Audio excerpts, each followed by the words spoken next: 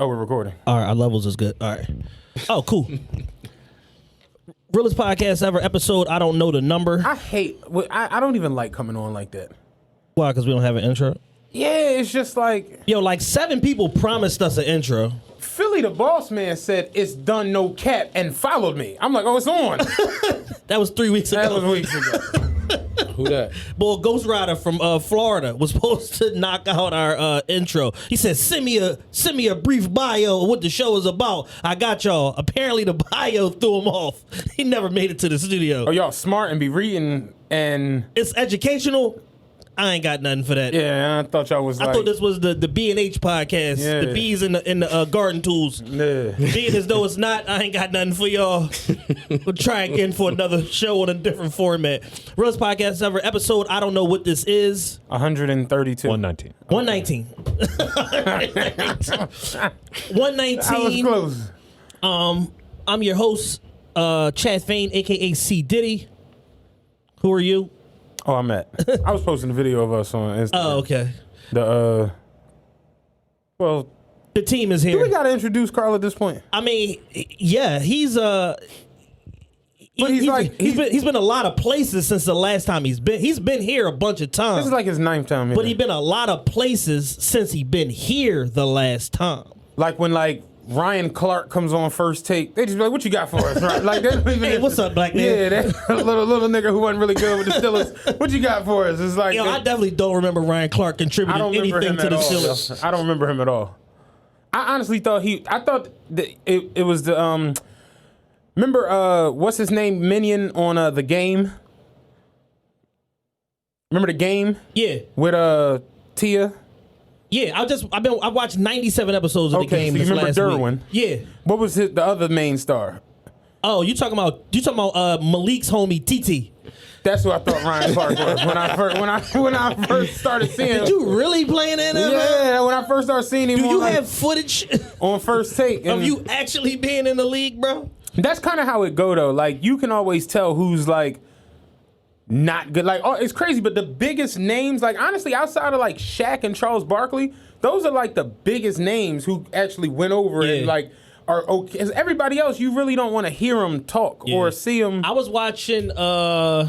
I don't think it was Sunday Night Football because Tony Romo's on Sunday Night Football, right? No. He on CBS. He on Tony CBS. Romo's He does the afternoon game. So whatever network Trent Green is on, and I saw Trent Green, and I was like, oh, Trent Green. Like, I forgot about Trent Green. Tony Romo be wildin'. Tony Romo's like the best play-by-play dude, but he be wildin'. Yeah. They come up to the line, Tony Romo like, watch this, is a fake. It's going to the guy on the right. You're like, like Tony Romo be calling that shit out like it's nothing. He know every playbook in the NFL. But I saw Trent Green covering the game, and I was like, "Oh shit, Trent Green!" But it made all the sense in the world because Trent Green was a very good quarterback before he got hurt, and Kurt Warner took his job. Yeah. Dick Vermeil cried. You know what I mean, in the preseason. Yeah, he was a big deal, and he got there. I'm like, "Yo, he's handsome, well put together." I'm like, "Damn, where they find Trent Green from?" Made all the sense in the world. But yeah, all of the G-level guys, fantastic analysts. Chris Webber is not really. Yo, Him and Reggie Miller. TNT has Chris Webber and Reggie Miller on the same telecast. I ain't gonna hold That's you. it. I can tolerate Reggie Miller. No. I can. Reggie try to say something cool, and you know he still talk. But that's he talk like he grew up in Indiana. That's like an old uncle that's like. I know trying he played to in be Indiana. hip. He talked like he grew up in Indiana. Chris it's Webber like, just he went be to like Indiana and making became shit from up. there. yo. Chris Webber just be saying any fucking thing. You know what I'm saying? I can't deal with Chris Webber at all. Reggie pop up, man. Like as Meek Mill said, man, it's levels to it. You be like, yo. You be like, Reg, come on, cuz. Like, yo, yeah. Oh, can we give a special shout out to my man Ro Parrish? Ro Parrish is my favorite. You know what I'm talking about? He be on NBA. What's the joint with Dennis Scott and them? Inside. What the fuck? Because It's on NBA TV. What's it called though? Because they're players only, baby. Ro Parrish be on there. Ro Parrish did the play-by-play the other night, the recap the other night with shades on. He had on big-ass aviators. I'm like, Ro Parrish be wildin'. And then he one of them in the mix bulls, so he like super cool with every single thing he say. Yeah. He was like, Montrezl Harrell steps up, and you already know, meet me in the trap. It's going down.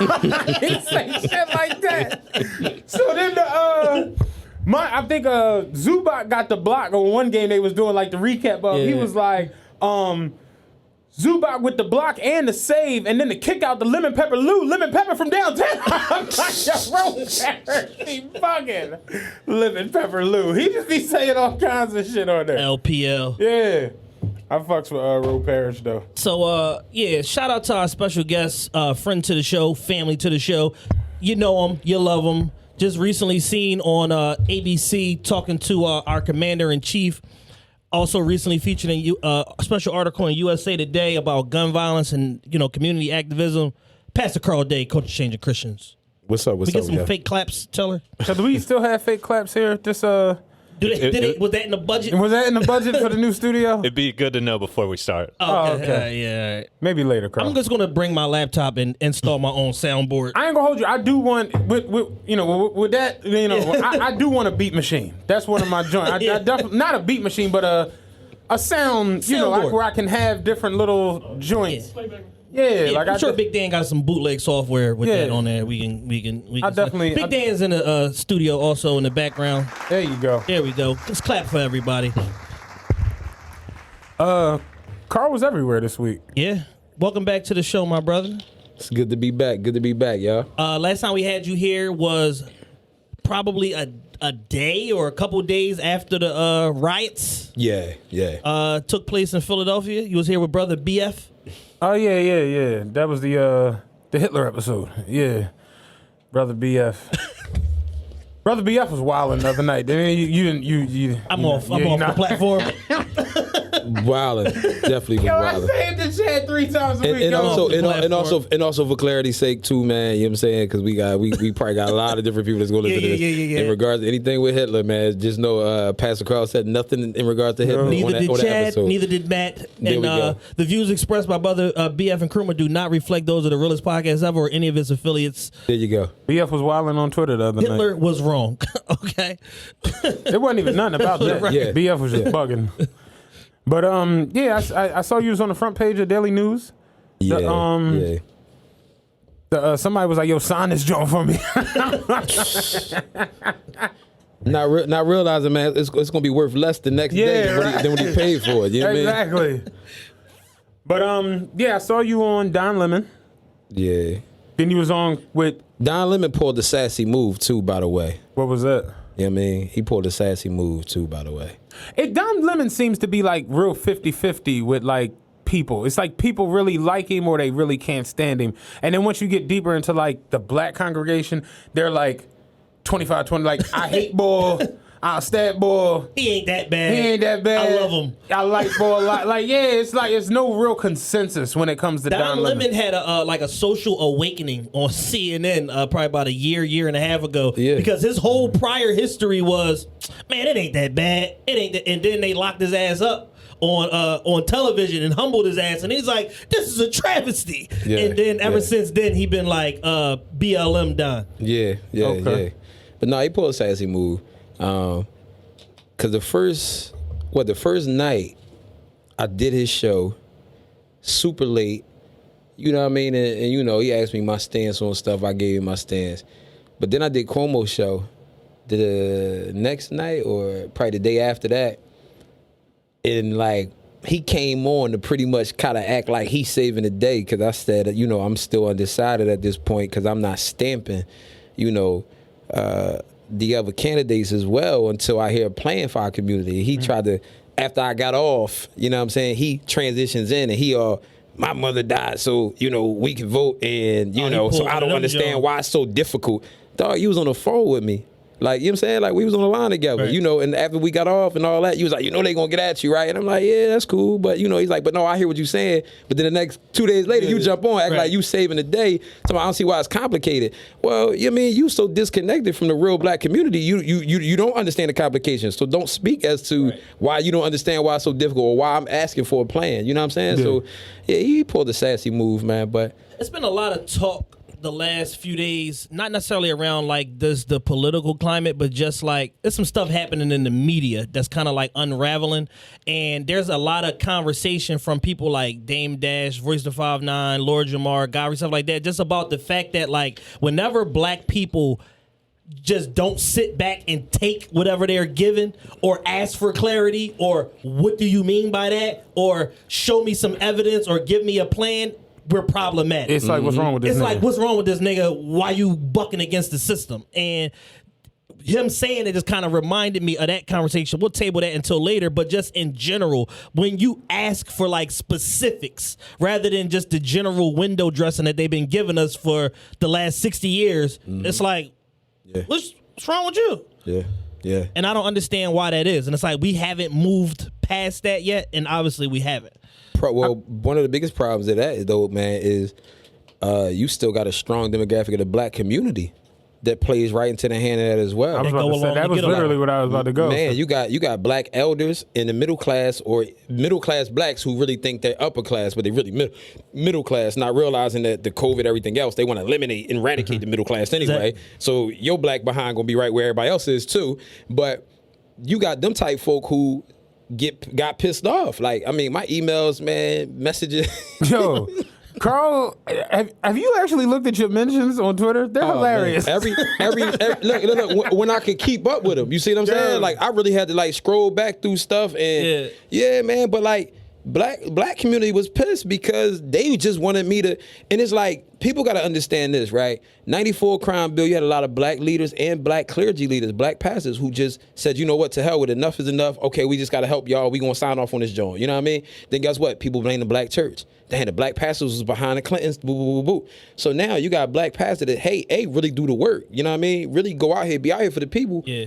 That really, you know what I'm saying? Like, everybody else ready to bring up something else. And I'm the only person that said, you know what, no. What you going to do for the African Americans that's in the ghettos? Like, mind you, I'm specific. I'm talking about us. Yeah, like, I that's one thing I did enjoy, that you didn't like shy away and try to sugarcoat it. It was like, no, what about the ghettos? The ghettos, like, yeah, bro. like, that's it. I felt that. You know that's what I'm it, saying? bro. That's it. And then they get mad at you because I got blacks mad because y'all just want me. We got to do anything to get him out. Right. No, I hear that. But at the same time, I handle him. You see what I'm saying? Like, his head on the platter. So right at this point, buy a Harris ticket, you know what I'm saying, whoever the third party is right now, listen, y'all got an opportunity to now address, where do y'all stand with us? Give us tangibles. Right. Like, yo, we don't really want to negotiate or utilize the only leverage we do have before these folk really be entitled to the next 4 damn years. Y'all crazy as all hell. Yeah. You know what I mean? Because what's going to end up happening is they're going to do the same thing the last 10 administrations did, which is bundle in the people of color play, which is that shit is wild.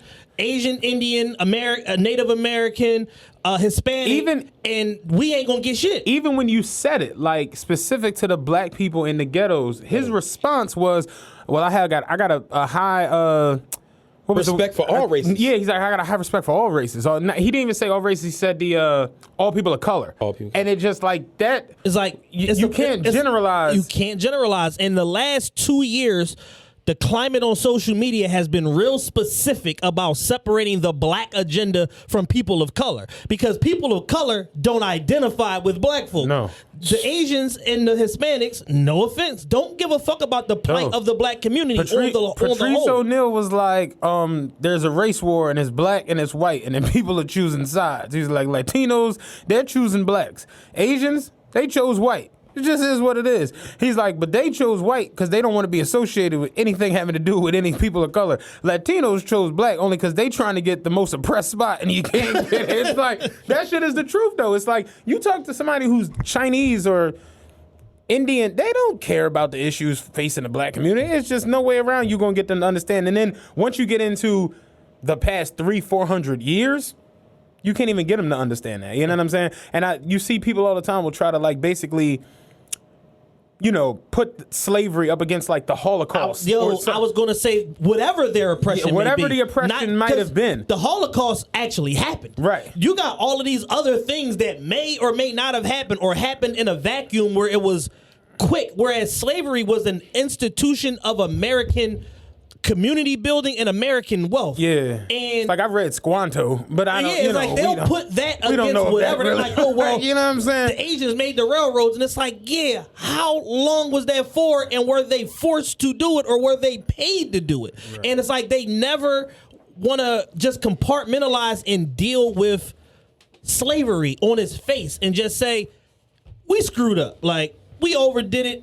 You know, we thought this was the way. The Africans that sold their people into slavery were complicit in it. It was the law of the land at the time. We've evolved past it. We need to make this right. So they're doing whatever they can to not have to be held accountable for the fact that it happened. I'm back to work now, so I'm light duty. So I came in and they was like, yeah, we're gonna have you sanitizing the buses. So I'm just like, all right, doesn't sound too drawing. They gave me a backpack that is filled with like sanitizer. Ghostbusters. You look like a Ghostbuster. I was Proton gonna say the pack, same thing. Yeah. like a fucking orchid man. You know what I'm saying? So I'm just like, yeah, I'm not walking around with that on my back. You know what I'm saying? Whatever. So I'm like, yeah, I'm not supposed to be doing this. Like I'm light duty. This is light duty. This is heavy duty. I'm not. This is 50 pounds. Right. So I called the light duty dude, and I'm telling him like, yeah, we gotta find something else. And he's like, oh man, your restrictions say you can do this. Basically, you got the job and you just don't want to do the work. And I'm like, listen, Chief, I'm like, I'm black. You know what I'm saying? I'm a black man. Chief. Like, you're white, I'm black.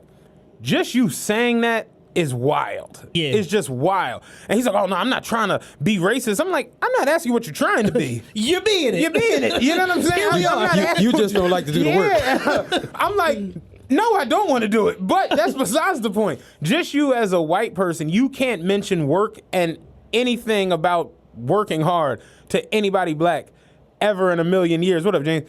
I said what up, James, like he's in here and shit.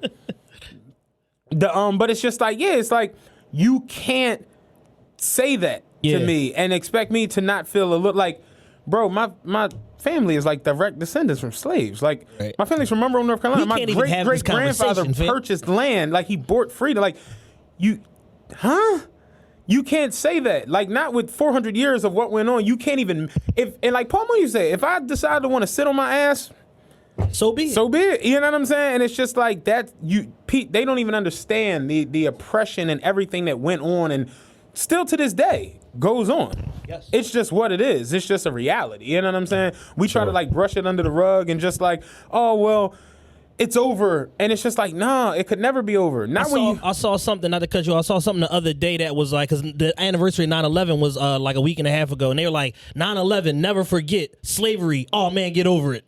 Yeah. 9/11 was 19 years ago, and they telling us never forget slavery took place for 247 years or whatever it is. Michael Chase said he was going to walk around with a shirt on that said all buildings matter on 9/11 and shit. You know what I'm saying? It's just like, that's how stupid it be sounding. But it's like, yeah, that's where we at. Like, and the crazy part is, like you mentioned, you got black people who is kind of like, man, shut that shit up. We getting it out here. Right. You see my Dior's, like, we like, that's really how they be. Trump blessing niggas. Yeah. Trump Hey, but listen, but it ain't even just the young ones though. I'm talking about it's the older ones. I'm gonna be real with you, man. Like, you know how many blacks I've seen. All right, I'm gonna say it like this, right? And I'm cool with standing on what I say anyway. Most of these people listening can't beat me. These black elitists are more detrimental to the black community than white racists. And the reason why I'm saying that is if I show you my emails, people say, hey, Pastor, I'm a black person and I'm here and I'm such and such XYZ amount of years old. I saw what you said and I commend your question, but you troubled me by saying you were undecided. I feel like you should be pushing and teaching your people to do whatever they can to get this man out of office. First of all, I'm a pastor. I'm here to teach people about Jesus. I'm not here to tell people and teach people who they're supposed to vote for. Not here to be a political pundit. What I'm saying? Right. Which is why I asked the politicians to lay the plan out. That's it. Y'all get the education. I'm not here to teach y'all that. Yeah. Secondly, then they go into stating this right here, which is the most disastrous statement I can hear from African Americans, which shows us how much we're still caught in the matrix.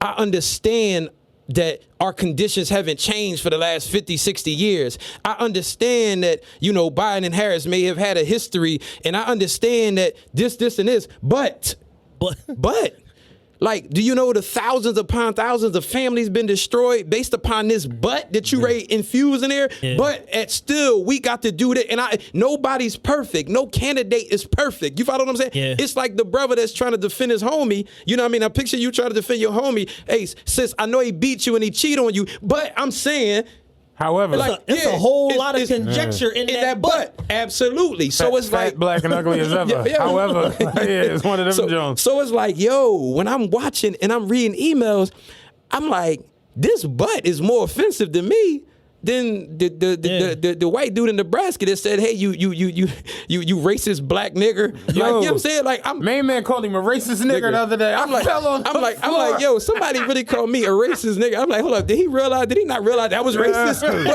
but anyway, like, I'm more offended when I'm looking up and I'm like, see, this is what the problem is with our people. Like, when do we challenge the status quo and people telling us, right? Because essentially what they've become, this sect of black people, they've become no different than the whites that pander us and sit here and only pretend to care about us when them 4 years come up. Right. The same demographic of blacks who say, I'm nothing like them, suddenly now you need them to vote because we got to get your candidate in here. The same way we got a lot of white liberals who really are more anti-Trump than they are pro-black. You know what I mean? They march with you. They sit right there and say Black Lives Matter all day long, but you 5 minutes away from where the shots firing and you don't give a damn about nobody living around the corner from you. So it's like, that's problematic, man. And we got to start to really realize where we at with it. And we got to be able to shake it up. So that's why when I'm looking at the backlash coming from my own community, because guess what? In a time where everybody was talking about how you protest, the hell with why you protesting, right, but how you deciding to protest and defunding police or should they be abolished and everything else was lost is the same plight that been here for the last couple 100 years. So I'm looking like, yo, y'all mad that I put us back into the conversation. You got to realize something, and I've peeped it just in like being where I've been for the last 11, 12 years working and shit. Niggas be liking where they at, wherever it is that they are at. Like if a nigga got a job that make $20 an hour and he got a Maxima, America's great. It's lit. Because he know it's a lot of people who don't got a $20 an hour job in a Maxima. Yeah. So in his mind, it's like, man, this Max this shit got air conditioning, automatic start, like sports suspension. Yeah, you see, I got the panel roof, like that shit is lit. So it's like, yo, it's hard to get blacks to like almost like challenge because they know at the blink of an eye I could lose this shit. I could lose my job. I could go to jail. I could be killed. So it's just you're not gonna get people to really, really jump on board with challenging especially that because it's like scary. You know what the answer is to that though, right? Of course I know. The answer is this then: shut the hell up. Exactly. That's it. Like listen, if you happy where you at, then turn ABC News off and stop pretending to care. On the like, dude, like our union president and shit, they'll come up to the depot, like you say, whenever the union elections is going on. Oh yeah. 90 days before they down at Penn's Land, they handing you sanitizer. You go, bruh. You know what I'm saying? Just like I'll never see you. I ain't see you in 2 years. Never see you ever. He trying to keep that $350K a year. Exactly. That's what he's trying to do. So it's like, yeah, you see these people every couple of years, and when you see them, it's like pandering. Yeah. You know, they'll come to the depot and they'll be in the break room and they'll be like, yeah, man, wanted to check in with y'all, see how y'all doing, what concerns y'all got, da-da-da. And dudes will be sitting there and like how you was there the other night with that, they'll be asking soft little questions and, this, that, and the third. And, so what we going to do next year? And, what's going on? Like, what we going to do for the contract, whatever. And I came in the break room last time he was there and they was like, sitting around having like a fucking little powwow or whatever. And I just walked past, like went to my locker. I was like, I'm going back out on the street. And they was like, yo, Big, they all call me Big. They, yo, Big, you ain't gonna come over talk with Willie? Da-da-da. I'm like, y'all don't want me to come over there. Cause it's like, I'm gonna start wilding. You know what I'm saying? Cause I watched The Wire, nigga. I know how y'all play around. So it's just like, we not gonna do that. The Wire. Seriously, watch season 4 and 5 of The Wire. You understand how they move. So it's like, yo, I'm not going to come over and ask you, if you want me to really, really have a conversation with you, we're not going to sit and ask these stupid ass questions. It's like, nigga, I've been here for X amount of years. I've seen X amount of things happen and I've watched shit regress. Whereas like we talk all the time, like even with us in the black community, it's getting better. And I'd be like, for who? Not really. Yeah. Because everything that gets better in the black community, if you go, I'm in North Philly. You go down 29th Street from like Allegheny to Girard, it's looking a lot nicer. Ain't niggas owning it. That's right. Niggas is getting pushed out of there. Yeah.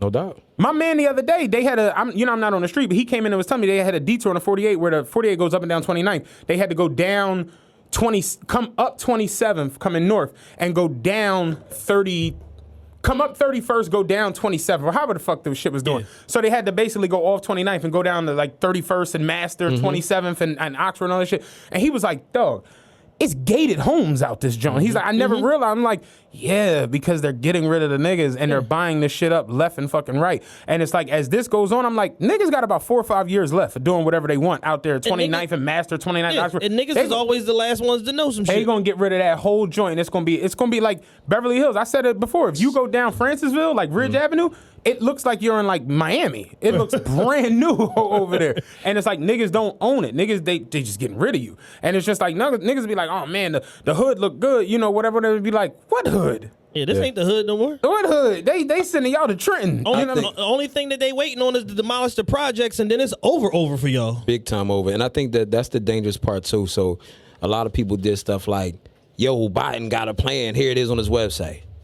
Like, stop saying it ain't no plan. And what I need people to do is get educated. You know what I'm saying? Like, yo, first and foremost, and even on that plan to lift every voice, they talk about, combating gentrification. Matt, the things in which you talked about been in play for the last 15 years. I was about to say. So even with that's false hope. You're not disrupting that. These dudes own the property. You're not like you're legally going to lose every single battle if you think you're stopping what they doing here. If you know what I mean. I was sitting there, not to cut you off, I was sitting there talking one day with my homie, and it's just like they're giving 10-year tax abatements to these young professionals who are coming in and buying these properties. So it's like, yeah, we'll give you a 10-year tax abatement, so you don't have to pay for it. But this house is going to sell for $412,000. When that house sells for $412,000, it raises the property value of the house to the left and to the right. When y'all can't hold on to it because these values just shoot through. That's why you see all these signs. We buy homes for cash and we'll buy your house today. Absolutely. They'll cash you out $60,000 for this house because they're gonna turn around, put $120 into it, be into it for $180, and sell it for $400. And you can't afford it on the flip side because now it's a 4-bedroom with a roof deck. Exactly. You can't afford this junk. Right. And what people gotta realize, anybody in real estate know this. Chad know this too, I'm sure, but it's more people willfully selling their homes than actually losing their homes. So the facade that's being sold as if like, oh no, they rushing you out of there because they raised the taxes. Perfect example. I give y'all. They just dangle 45 cash in front of you. I give y'all a perfect example. My man, Cousin E. Shout out to Cousin E, Philadelphia legend. He had a friend that inherited a home from his parents. Crib was free and clear. Grandparents owned it, gave it to the mom. Mom passed away, gave it to him. Down in South Philly, around Wharton and all of that, like 30th and Wharton, around that way. They got the crib, sold it for $50,000, cashed out of it. Within like 30 days of getting the deed and all that, sold it for $50,000. The people that bought it took the crib for $50,000, put like $70,000 in it, sold the crib for like $385,000. Fast, didn't even take long. And it's like, yo, why wouldn't you take the time to at least talk to a realtor, talk to somebody you know in real estate to consult or see what your options are rather than just like, give me the 50 racks. Because I get this 50 racks, I now can have a hot boy summer and, turn up. Get my Dior chucks and go grab my rollie. Get my rollie and my Dior chucks and go to town. You know what I'm saying?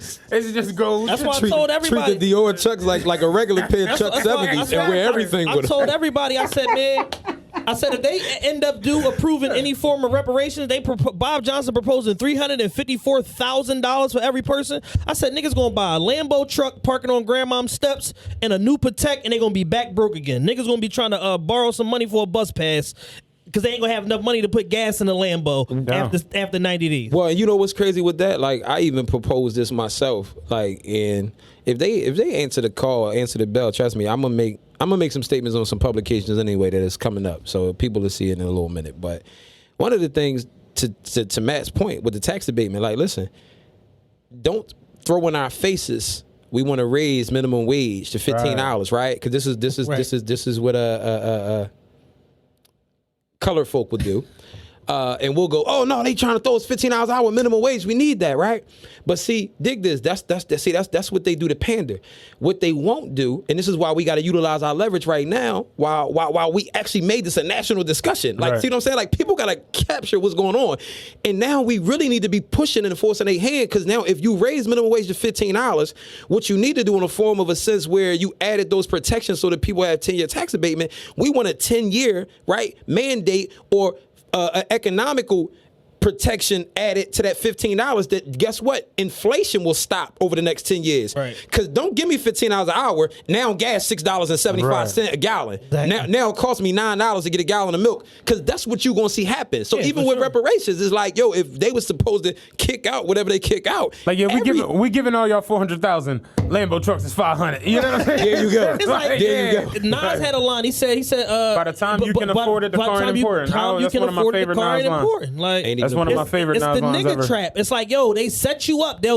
I'll give you the 50,000 because you think 50,000 is a lot of money, which it ain't. I've seen people have a bad month and lose $50,000. So it's like you got this asset that if you put a little bit of work into it is worth 400. But because I know you too stupid and lazy to do it, I'm gonna offer you $50,000 in a duffel bag and get you up out of here. That's real shit. Not enough air. Not enough car factories to manufacture new vehicles, sedans, and vans. That shit is real. Hey, like, yo. it's the truth. Two big takeaways, right? If people actually watch that joint rather than just watch me on the clip, two of the biggest things. And The clip went viral, though. Look, for real talk. I've turned you into a meme. It's the greatest thing ever. I love that picture of you just looking at Trump. It's the funniest thing ever. Man, but I even brought that up, though, the whole, wealth inequality with blacks. And because this is what they do. They cite shock value stats. Yeah. That's why you see him run to. Jobs are up. I said, yo, what an $8 hour job going to do? You talking about jobs up. Them the jobs y'all creating.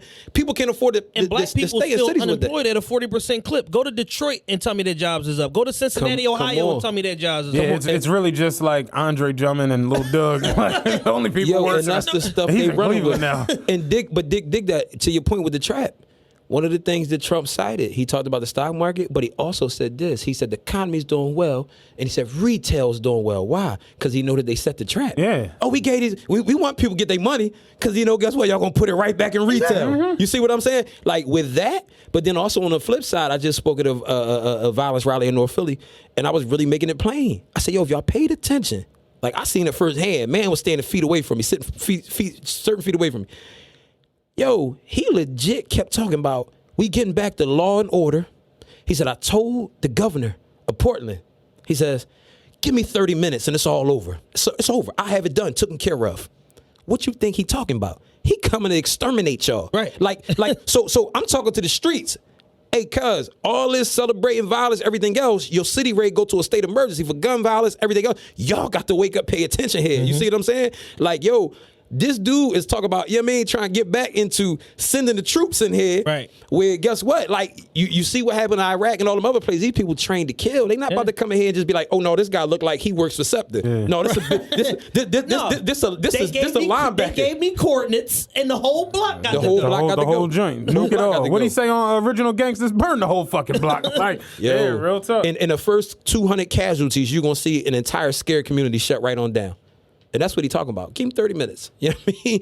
See how them folk ran off, and I ain't even trying to laugh at the situation, but you see how they ran when they was sitting there with the protest. All the folks sat on the expressway. They came hitting rubber pellets and they get the scattering. And the words of my man Reggie at the depot, done bust my man Kiwi wide open on 76. It's like, yeah, real talk. Yo, man. They hit one boy and his pants came down. He's like, oh, they got my man ass out on 76. God damn.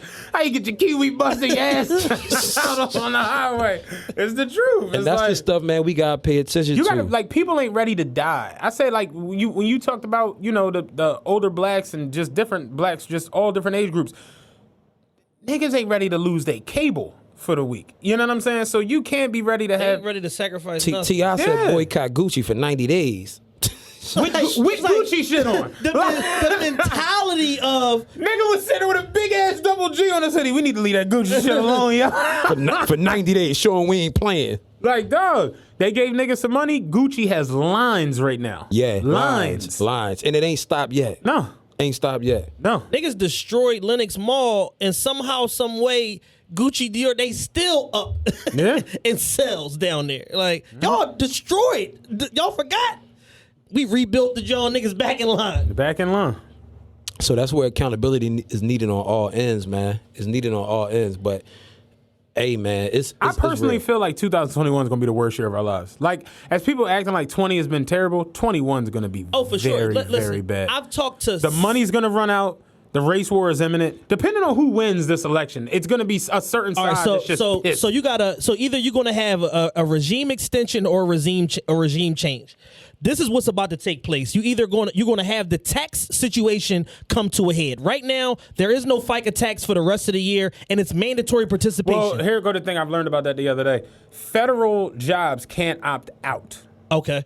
If your employer decided to, like SEPTA didn't do it, they can opt out. Yeah. Jules overseas, they didn't do it. So Yeah. if your employer opts out, it's mandatory participation. right, but federal people can't get out of it, Okay. which is nuts because they part of the government technically. You know what I'm saying? So it's not really affecting everybody the way we thought it was because most employers just was like, I ain't about to put y'all in that pickle. Where it's just, but it's all based around the Social Security tax. You know what I mean? Where it's like, all right, yeah, they'll give you more pay on your joint right now, but then starting January, they're going to be double dipping for Social Security tax.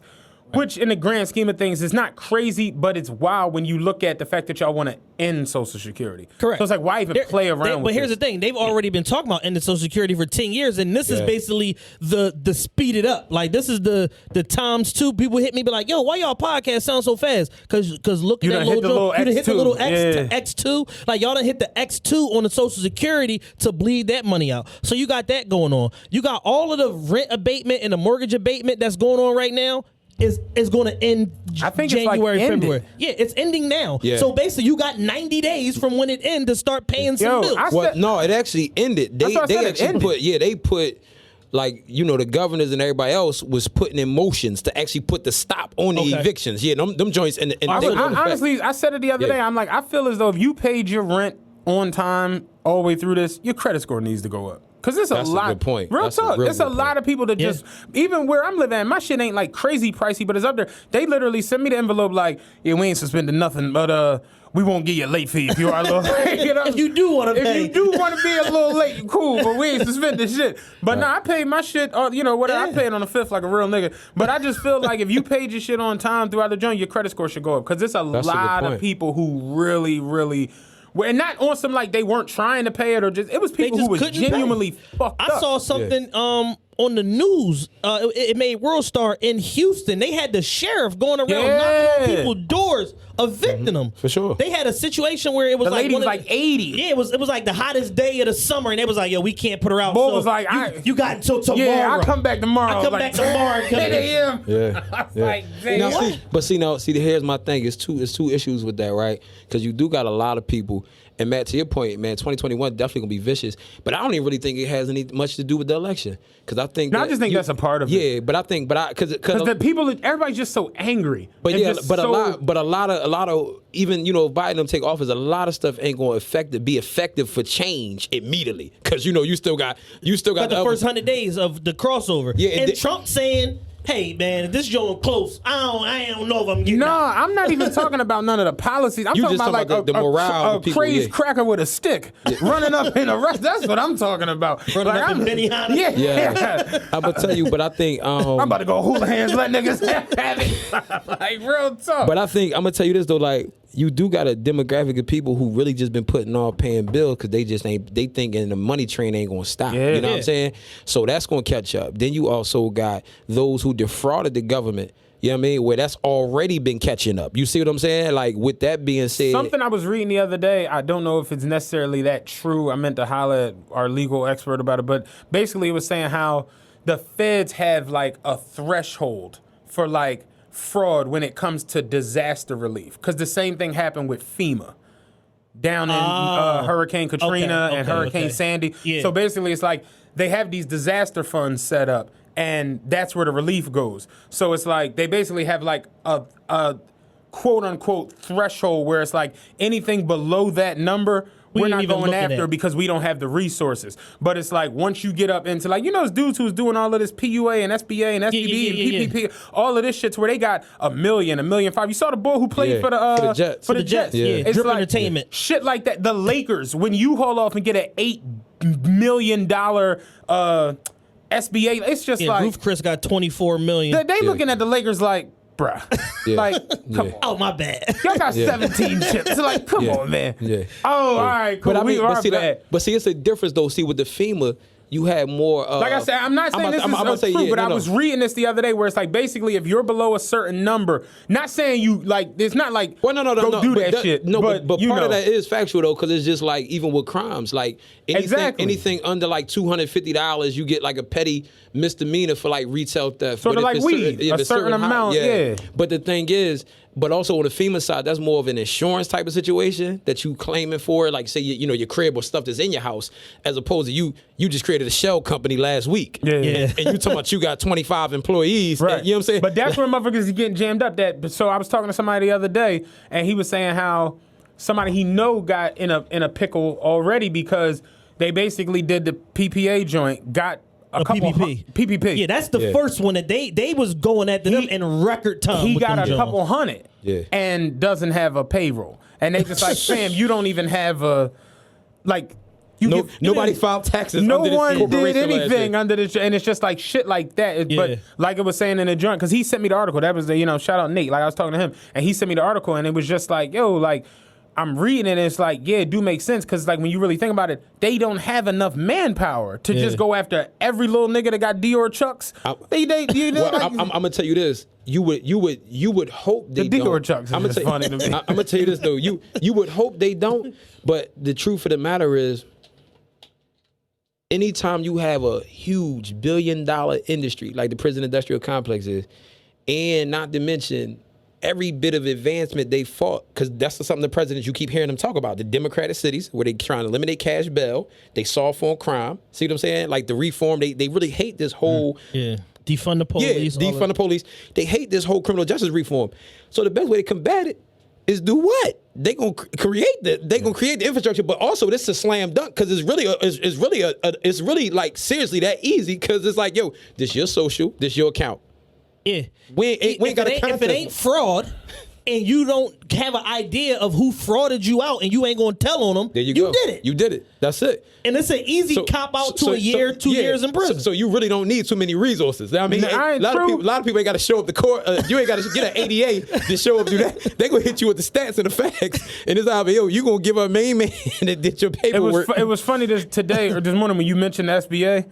Like right after that, my homie from overseas, he had sent me a DM on Instagram. So I opened it and it was a link to go to eBay and somebody just posted the Dior chucks in a 15. I'm like, this is God. I'm like, this is nothing but Jesus. You keep talking about them chucks, man. Somebody got yo, listeners, y'all got the crowd fund met some of them 15 Dior chucks, man. I just seen them today in a 15 for the first time. I didn't know they existed. You know what I'm saying? My man just said it was God. This is divine intervention. Dog. How much they were? 3,500? 1350. Okay. So it's like that's not bad because in retail they 11. Yeah, they 11. Oh, yeah, that's 11 a to 12. That's a good fair number. Yeah. Or a 15, bro. Listen, they got him in a 15, dog. My man and those the Sean Stussy. Yeah, my man said, I'm like, I didn't even know they existed. I'm like, this is nothing but Jesus. It's on, dog. It's on. Man. But no, real talk though. Like I'm making jokes, of course, but it's just like no, it's like. It's so rampant, and then the article I was reading was saying how you got people who are doing the fraud in other people's names, and people don't even know. Dudes Like, in people, jail getting them Jones. People that don't even know. Like they just swept down on a bunch of dudes in jail in Pennsylvania. In Pennsylvania, Yeah. people literally getting money hitting their account, and they like, where this come from? Oh shit, I might have put in your. So let me get the car. Like, that's really how crazy it is. So it's like, it's just. I know two people that somebody PUA.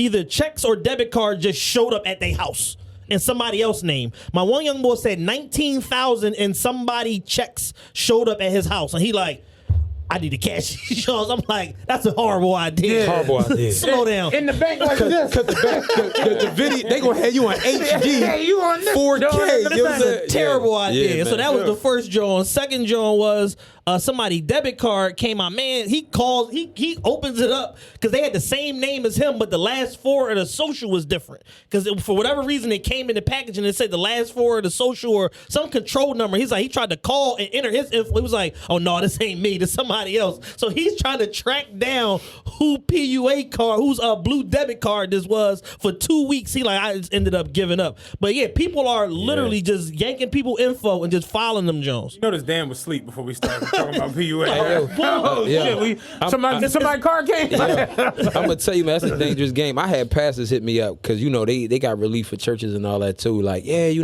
could do this for your staff and all that. I said, listen here, I ain't playing with the government. Even on the legitimate side, like check this out. I don't want nothing. You know what I mean? I done save. I'm definitely not even vicious spin bull. So I save. I play with my money smart. You know what I'm saying? Like I make other investments. I'm like, nah, they can keep that. Whatever you say, I'm entitled to. I know somebody with a bar. Carl Deacon gonna cut a side deal. Hey, listen, man. Like Pastor Carl tripping. Yeah, but Carl listen, bugging out, y'all want to pull down here at Our Lady of Lords, Carl playing games. We are pool friendly. I know somebody that own a little lounge or whatever like that. He called it a meeting for all of the girls that worked there and was like, yeah, I just want to let y'all know I filed PUA in all y'all names. A card should be coming in the mail. You owe me $1,500. Damn. I didn't ask for this. Wow. Hey, I filed it in your name already. I have a job, but I filed it for this job. So if he giving out $1,500, that means he got $150. That means he got $150 for the whole situation. I'm like, yo, y'all niggas is crazy, man. But see now, and to the counter of that, right? I think that I actually just preached about this too yesterday, but like that's where we can, to Matt's point, 2021 might be crazy, but it's like, yo, in the midst of that little 80-year-old lady that is in Houston that was getting put out, all that paper folks been finagling, spending just to create these captions and talk down on people. Where the people that's gonna step up and be like, yo, hold up. I will say this: the one guy that got put out on the Joan in Houston, the one that had the baby with the girl, he was like complaining because like he just can't find work, or whatever. They started a GoFundMe for him, and the goal was I think $15,000. They wound up getting like $50,000. And he gave money to the elder. To the lady? Yeah, okay. You know what I'm saying? But understand what I'm saying, though? Like, the problem with that, though, is why did that always got to go viral? These people living right next door to us. I mean, because now it's lit. Yeah, it's fucked up. But we live. Now it's lit. Listen, we live in a culture where it's lit. That's corny, man. I agree with you. Yeah, Like, this corny. podcast, there are people who feel like this podcast is like top tier. Like it's up there with the Read and everything else. So people who know about it and see it, but you'd be surprised how many people don't comment, don't say anything online, but they see me at work or see me in the street. Yo, man, I really fucked with the last episode, and they'd be like, "Bitch, why don't you write something on iTunes? Like, why don't you give me something retweetable?" Yeah, like what the fuck? But it's like I appreciate people who do constantly tweet about it, retweet, hashtag, post shit on the gram, all of that. It's shit. like we doing tens of thousands of views and downloads every episode. We talking to the same 200 people every week. I posted a picture of us three last time we had. No, it wasn't the last time you was there with BF, but the time before that, I remember I posted a picture. It had like 500 likes and like 80 comments. Like, people like, oh yeah, I can't wait to hear this video. It's lit, whatever. Let me and him post a picture with Meek. And post it on the time. Oh, listen, you ain't got to tell me that though, right? Yeah, it's ridiculous. I'll give it to you firsthand. You know how many? I had one of my youngins, right, that I mentor. He out in Atlanta. You know what I'm saying? Youngin out in Atlanta. Shout out Tony. But he sat right there and he texted me. He said, "Dang, OG, I ain't never known you was this many people OGs in a long time." You know what I'm saying? Because, all of a sudden, everybody proud of you. Like, you know what I'm saying? Like, and this is the weirdest stuff ever because it's like, yo, y'all catch me doing this, right? And then so many people want to acknowledge the work that I've done for so long. And I'm like, damn, we was putting a village of partners together, asking people to put up $20 a month to build a real village so that we can continue to do way more work for the youngins that I'm doing the work for now as we speak. So it's like, so y'all see the work. Ignore the support, you know what I'm saying? Yeah. And wait for me to go at Trump on live TV and then hit every other national platform to sit right here and say, "Oh, you been doing the work, da-da-da-da-da." You know why? Because now it's lit. Yo, that's now crazy. It's lit. But the goofiest thing to me is seeing people hit me with the congrats. And I'm just like, yo, congrats for what? That one was a little bizarre because when did I win? I talked to the president. I didn't win nothing. When you told us you was going to do the joint, and then you had mentioned the Don Lemon joint. So I posted on my joint like, yo, check out Carl on 2020 tonight, break, ABC going at it with Trump. Then check out, Don Lemon or whatever. But I saw people adding you like, yo, congrats, cuz. And I to myself was like, I didn't win nothing. Because I know you play poker, and I'm like, nigga must have won an online joint. Ain't say nothing. He must have won that LeBron James rookie card. He didn't say nothing to me. Yo, I'm just like, real what, like, talk. but that it's crazy as all hell. But that's really where people be at. If we post a picture tomorrow with Meek, with Drake, with whoever, it's going to be congrats, and it'd be like, That's sick. What's one? That's sick, man. That's sick. But we live in the era of it's lit. But I think you It's know, lit trumps everything. Shout out to y'all though, man. I mean, because y'all balance it out, man, and try to still give wisdom back to people on this podcast. But it's just like that go to show, man, how we really need to change the culture, man. We really need to shift our. You know what was our funny focus, the other man. day after the whole ABC thing you had, you know, the town hall, and then you was tweeting. I saw like your tweets were like ringing off that night because of course everybody's like, who the hell was this? Who was that? Whatever. Yeah. And you had tweeted like, if we want to be for real, about bettering our people and being better and all, we got to stop the basically like the I forgot the exact term you used, but basically you were talking about hip hop and was like, you know, we really want to like get back to being better and bettering ourselves. We really gonna have to like stop things that like project this image of us being terrible people, and we got to start with hip hop. And it was a bunch of retweets, and I looked at the quotes. Somebody quoted, was like, "All right, you getting ahead of yourself now." There it is, like yeah, I ain't cutting the young boy. yeah, off. I ain't cutting off NBA young boy fast. I'm but with you check this though. out though. But that's part of why, you know, the certain parties go ahead and when they want to gain the vote, what they tell you about yourself. Go get Cardi B, and then go put a pair of butters on. yeah. You know what I mean? Put some Timbs on. You know what I mean? Jump in the versus comments. Nasty Tims too. They wasn't like good butters, but we ain't got to get all deep into that. They was like the pros, the margins. Timberland pros. Them the Jones you could drop weights on your toes. Like they ain't good butters, Kamala. We get on that later. But it's like, no, that's the truth. That's really how they pander to black folks. Like, I know people hate, what's her name? Young Condoleezza. What's her name? Oh, Candace Owens. Candace Owens. Condoleezza. They hate her guts. But she had a point when she was talking about Joe Biden sitting down with Cardi B. Because I even to myself was like, why the hell is this nigga sitting down with Cardi B? Or white boy tripping. You know what I'm She was like, if you ask him to name an album or name one song, he can't do it. Why are you talking to this person? It's literally like Cardi lit, like sit down with her and Meg Thee Stallion. Boom. You got 20 million people. This shit gonna be on Shade Room. You know, but you know why though? I mean, he gained the formula from 44. Yeah, I mean, clearly. Obama did the same thing. You want to be technical. Invited him to the big house and all that. If we got all that, it still ain't a damn thing changing the hood.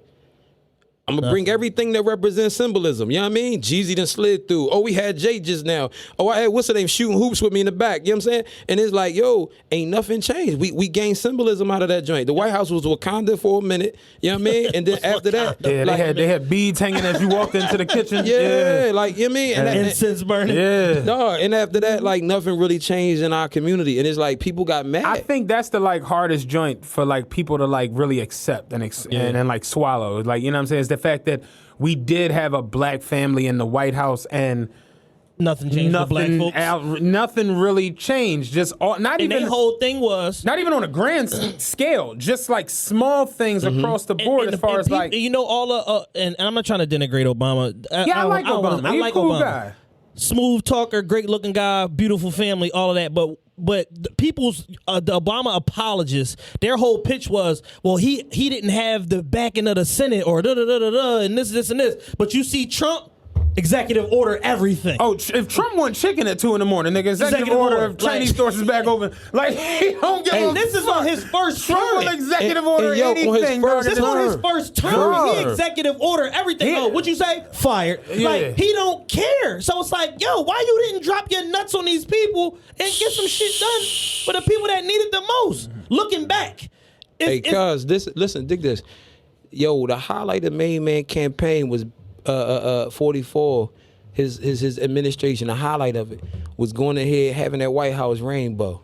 And we couldn't even get the African flag. I mean, we couldn't even get the African colors across that joint. You know what I'm saying? Like, on a real. Like, you know what I mean? And it's crazy, but it's like, yo, that's something. And that's why I was like, yo, if everybody watched that exchange with me and Trump, man, I covered the black plight of those living in the ghettos. I covered wealth inequality, how they talk about jobs increase, but I said, yo, that ain't enough for us to live off, right? But also, the Trumpettes, they only thought I was putting that on the lap of Trump. But I clearly told Trump, I said, yo, the hood ain't seen nothing change under you, under Obama, under Bush, under the Clintons. Right. And then guess what? The Obamians, you know what I'm saying? they got at me talking about why would you mention Obama on that joint? Because guess what? The hood still was the same under Obama. Yeah, for like, sure. Yeah. So my energy really be the same on all levels. So that's why when people jump here and they new, and I told people that, like, yo, for those that's new here, I probably gained like, now at this point, probably like 2,000 extra followers and $0. I had the It's time the of my same. life going through his mentions, and they were so funny. Somebody was like, "You're a clown. Why would you go talk to the POTUS with a hoodie on?" With a hoodie on. And it was like, "Yo, you knew this is. I preach in this." Right. I preach in This this is my guy. attire. This is what I am who I that's it. am. All black every day. That's And then the what boy it came is. back and tweet, "Oh, no disrespect. I see now who yeah." yeah. The no Yeah. disrespect people are my Yeah, favorite ones. no disrespect. I'd be Yeah. done So by that. I want to pose something, especially because you here, but you also.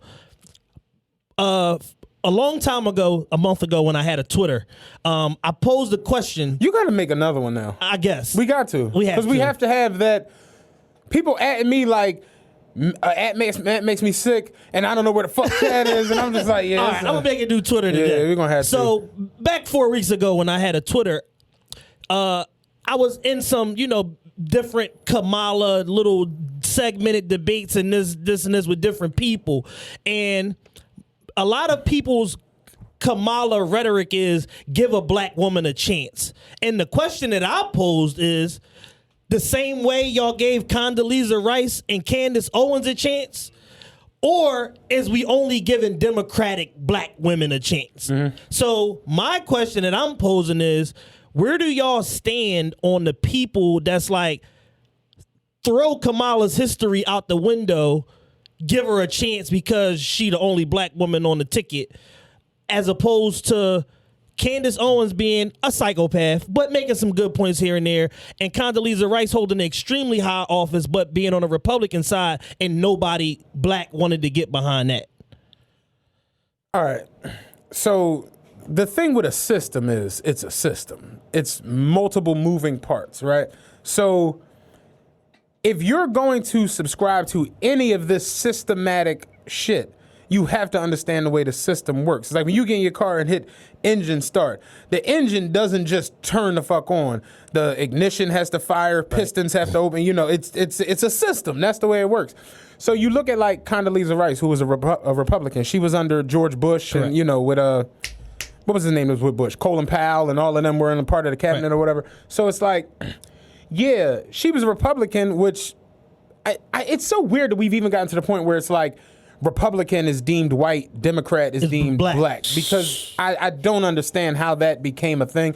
It's so weird, but looking back, remember Bill Clinton was like the coolest, almost black president. And locked up more niggas and then than you anybody. realize as you get a little older, like, never mind that he played the saxophone on our City Hall show. He was booking niggas left and right. It's like niggas is like, oh, he played the sax and he got some hit. That's my guy. Yeah, he got his dick And he sucked. smoked some weed. Yeah, He smoked some weed. He locked your uncle up for 9,000 years. Yeah, For some weed. over some weed. Yeah, it's crazy. Called your brother, his wife called your brother a super predator. Yeah. On television. Yeah. So it's like Carl goes back to saying that I don't just challenge these people, I challenge the whole entire joint. Right. And that's kind of how you're going to be. It's like if you're going to be in it, you're going to be in it. It's like you can't be like, I love NBA basketball, it's the greatest thing ever, but then when your player don't get the call, oh, this shit is bullshit. It's like, but that's is how, rigged. it's rigged. The NBA is fixed. It's like that's how people are. So if you going to get into the political aspect, whether you decide to be Democrat or Republican, you in it, and you have to like understand that it's a system. Like we just talked about, Obama wasn't in there letting his nuts hang, letting them fucking Executive orders fly. orders just fly off the fucking handle. So it's like, yo, Republican or Democrat, if you lived in the ghetto, if you from Southwest or from here or from West Philly or North, you have to like sit back and really think about it. Since I've been alive, since '84, there's been no drastic change to police brutality, murder and violence in the ghettos, drugs, none of that shit. So it's like, yeah, think about it, we're sitting there now with, I think we had like 320 murders for the year through a pandemic for 6-7 months. There's no change. People are like, oh, this the highest murders we've had since 2007. It's like, that was before Obama touched down. You know what I'm saying? Yeah. We right back in it again. It's like it through a pandemic year. So it's like, yeah, I never really understood why we have this thing where it's like, if you black, you have to vote Democrat. And if you don't, something's wrong with you, and vice versa. You know what I mean? It's just bizarre. But it's just like if you're gonna be part of the system, you part of the system. So I'm with you on that. I feel like this too, and to your point, Matt. Again, I'm not getting caught up in symbolism. You know what I mean? I voted Obama, and I'm gonna tell you this whole thing with, give the black woman a chance thing. A lot of people want you to be dismissive of the history, their political history, and I think that's one of the things that actually helped Trump win the first go around, was because people was just like, a lot ain't really changed since Obama administration. Right. Hillary was representing that whole, she worked with him in the capacity, and just her husband had a political history, and people was just like, and she went on an effective job campaigning, and people was just like, nah, we gonna go the other way. Fucking effect, she wasn't even going. Dog, terrible. She wasn't even going to places. And it was like, because she thought it was a layup just because it was Donald Trump. You know what I'm saying? Right. And he shocked the world for real. But with that being said, you got people who have a political history, and the expectation is, hey, let me go grab the black woman, because that has become the new diversity now. When you start looking through a lot of different cities, a lot of different corporations, if I want to represent represent diversity, I hire, a black woman, or I hire somebody that may be African American but also homosexual, so I can kind of get the double dip. You know what I'm saying? But this is what double I do. Minority. Right. So now, with that being said, the expectation, like Matt was saying, historically, it was embedded in us. We go Democrat, they for us, and other people not for us. So I had somebody tweet me and tell me, like a young black man, goofy man, say, you know what I'm saying? Goofy man. Goofy man. Goofy man. Goofy man is just funny. And gonna say, yeah, he on here and he asking for answers, man. Just come out and say you hate black women. Like, bruh, just say you want black women to like you, like for tweeting that. But the truth of the matter is, again. Wait, what did you say that had made him say that? He came out because it was after the interview situation, and he just tweeted on top, I think the Don Lemon joint, and I was just asking, you know what I'm saying, for actual tangible plan. You know what I'm saying? Right. So, he says, oh man, yeah, he's asking for a plan. Bro, any table I sat at, man, you know what I'm saying? Like, and everybody to the mayor tell you this. Like, I'm on Zooms, I'm at meetings with them, and I'm always the guy that's like, okay, look, I hear what y'all saying, but what's check the this plan? out. Yeah, this don't make sense. So with that being said, this narrative that we just supposed to go that route. You know what I mean? I had a brother that tweeted me, man, from the city, say, yo, I'm still affected by that crime bill. You know what I mean? That joint impacted my life. How I'm supposed to feel. And this is what people, I'm going to be real with you. There is a sect of blacks, I'm talking even down to our young black intellectuals, that think, I'm going to just use a phrase right now, but they think niggas in the hood are stupid. That's just what it is. So y'all just go this way, because no, you go in them hoods, you go in the streets. These are the men who've been most affected by a lot of the criminal justice work that have went against them. You see what I'm saying? Like, when I'm in the tables that I'm sitting with white pastors and white churches and everybody else, and even black pastors, y'all been distancing yourselves from them. How do y'all even vote for judges? Y'all don't even have intel on judges. The brothers on the block know who the judges, which judges is crooked. You see what I'm saying? Y'all go in, y'all push a damn button rather than go to the block and talk to them and say, yo, listen, I got this ballot. I'm a voter, right? But I vote Democrat or I vote Republican. But yo, I don't know who the hell this is on this ballot. Because they don't have the intel to say, okay, how many illegal sentences you giving out? You know what I'm saying? How many people you've treated unjust in the courtroom? How many of your sentences had to be vacated? There you go. How many times you've been under judicial review? I mean, that's the symbolism you talk about. Like, I had a conversation with a couple young boys in front of the depot one day, and I had to tell them, like, because they was talking about the whole justice reform, John, and was like, you could just tell their interest into it was nothing more than, like, Meek. And it was like, I had to explain to him, like, justice reform wasn't about getting Meek out of jail. You understand what I'm saying? Mm-hmm. It's about a whole and just platform that, like, has systematically kept people in a certain position. Yes. Like, getting locked up for weed and then having people like the president say he smoked weed, like Obama smoked weed, Bill Clinton, like all these people. Kamala Harris, to have all of these different things, and it's just like, turn around and you got somebody under Clinton's administration go to jail for 19 years behind some weed. It's just fucking insane. And then to take it a step further, you have marijuana be the greatest commercial domestic export for America since who knows what. I was going to say since like Ford's going over for the war. Exactly. Since Ford manufacturing cars and tanks for the damn war. And I got a funny horny Mike story for you, and there's still nothing as far as legislation-wise in black and white that directly states that black people and Hispanic people who are most affected by these marijuana disparities in these laws are to benefit from the new legalized marijuana initiative. Let me give you this. So that's why earlier to the point, when you sit there, you talk about resources. See, everybody got to think about the bigger play. When you start talking about resources, do they have the resources to actually criminalize those who defrauded the government? Well, guess what? When they want to finally say, you know what, we'll go ahead and be able to control this substance, sell this thing, market it, make benefit off of it. Yeah, we'll let them come home. And guess what we're going to do? We're going to funnel everybody else in the jails that did this. Exactly. That's what they'll do. Because that's the biggest hang up everywhere else. Majority of the states really want to legalize it, but you have some of the politicians who still fighting saying, we only going to let it be legalized once y'all let these brothers out. You see what I'm saying? That's the hang up. But you got to understand the dynamics. It's economics, man. Like, yo, if we got to let them all out, then how do we replace that free labor? The investors that we set their promise an occupancy rate of at least 90% going to take a hit off their investment, and they still are the ones who lobbyists for the presidents. Now back to the system thing real quick. Dig this. People got to understand what they being set up for. So you got to understand this. In major cities right now, the president's putting crazy pressure on Democrat-led cities. Notice that. If anybody paid attention to the joint, the town hall, first thing he wanted to point back to and throw back in my face, these are Democrat-led cities. All the cities out of control.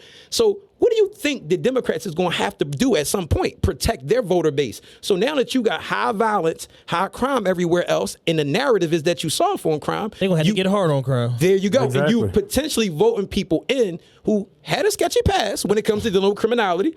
With that being said, you're going to also have older African Americans, you have other, working class African Americans, everybody else who going to feel the pressure and effects how sensationalized violence is in the media, but also the realities of actual violence too, because three plainclothes cops just got shot at. That story is so bizarre. But with that, what do you think system wise they're going to do anyway? They're going to lead it right back to, sorry, we got to get back to violating some rights, locking some folk up. Because it's like we talked about it a while ago in the group chat, the whole private prison shit. And having a prison that's owned by people is the craziest shit on earth, because at the end, like, if you open up a sneaker store tomorrow, you know what you're going to be doing? Selling sneakers. If you open up a food truck tomorrow, you know what you're gonna be doing? Selling food. If you open up a prison, be locking niggas up. I need prisoners. That's the way this shit works. And they promise 90% occupancy rate. Let's say. How do you promise 90% gonna stay full? Let's say us six that are here right now. Me, you, Dan, Genius, Taylor, and Chad. 6 people here right now, right? And the guy next door owns the prison, and we are the population, just us 6 in a microcosm. If none of us commit crime and he owns a prison, do he just close the prison? Nah. You booked for whatever the fuck you was doing with that laptop. You booked for this. You booked. Yeah. That's just 5 the way. 5 out of 6 of us gotta go. You gotta go. Gotta go. So having a prison that's owned by people, when you think about it, is the most insane shit on earth, because at the end of the day, we gotta fill these beds. Yeah. It's like having a hotel. Yep.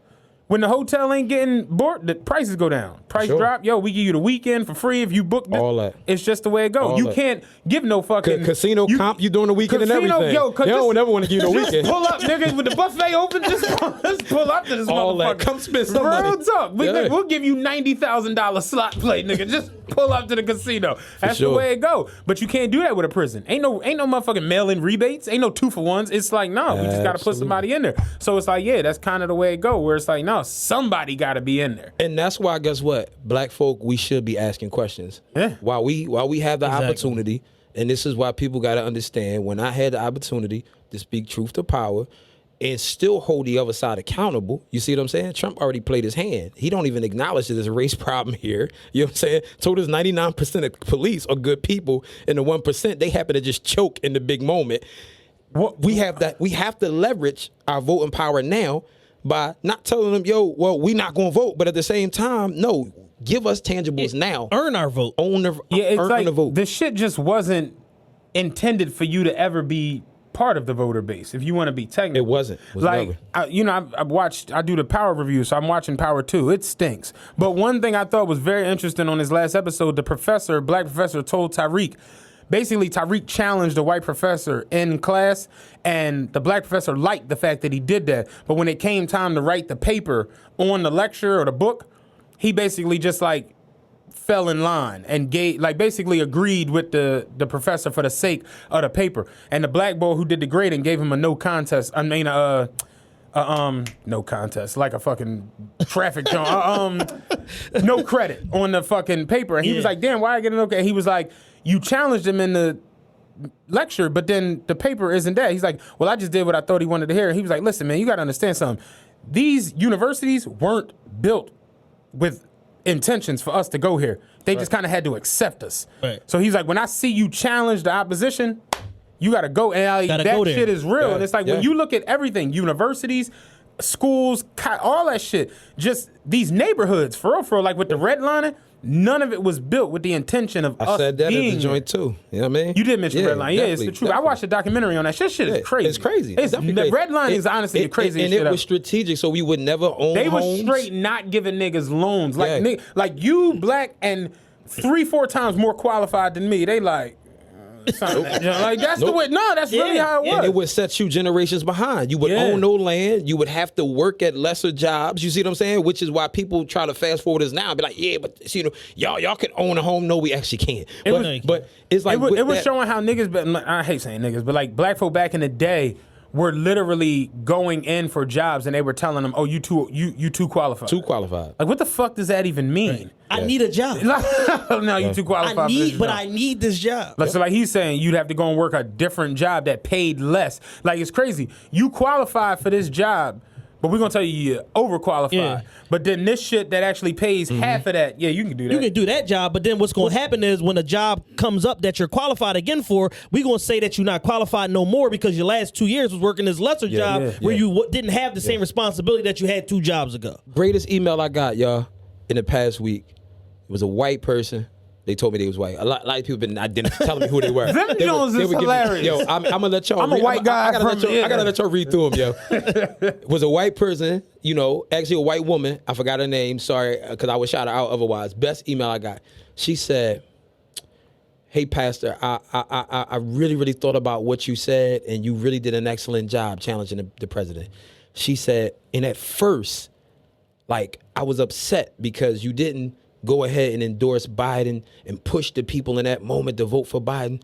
But she said, as a white woman, I thought about everything that you said in totality, and it really made me uncomfortable because I said, he's right. When was America great for African Americans? And even beyond that, it made me think to myself, had he done that in that moment, would people like myself get more comfortable with black people staying in their same positions with Biden and Harris or whoever just coming in?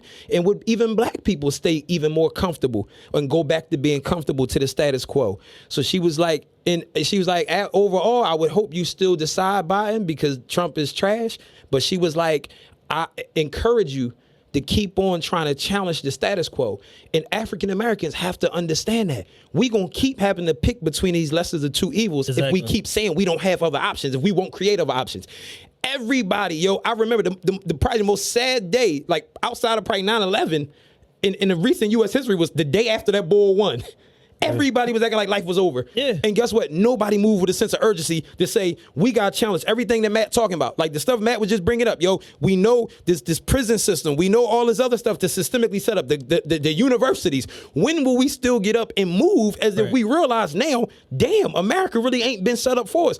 Instead, they still telling you binary choice.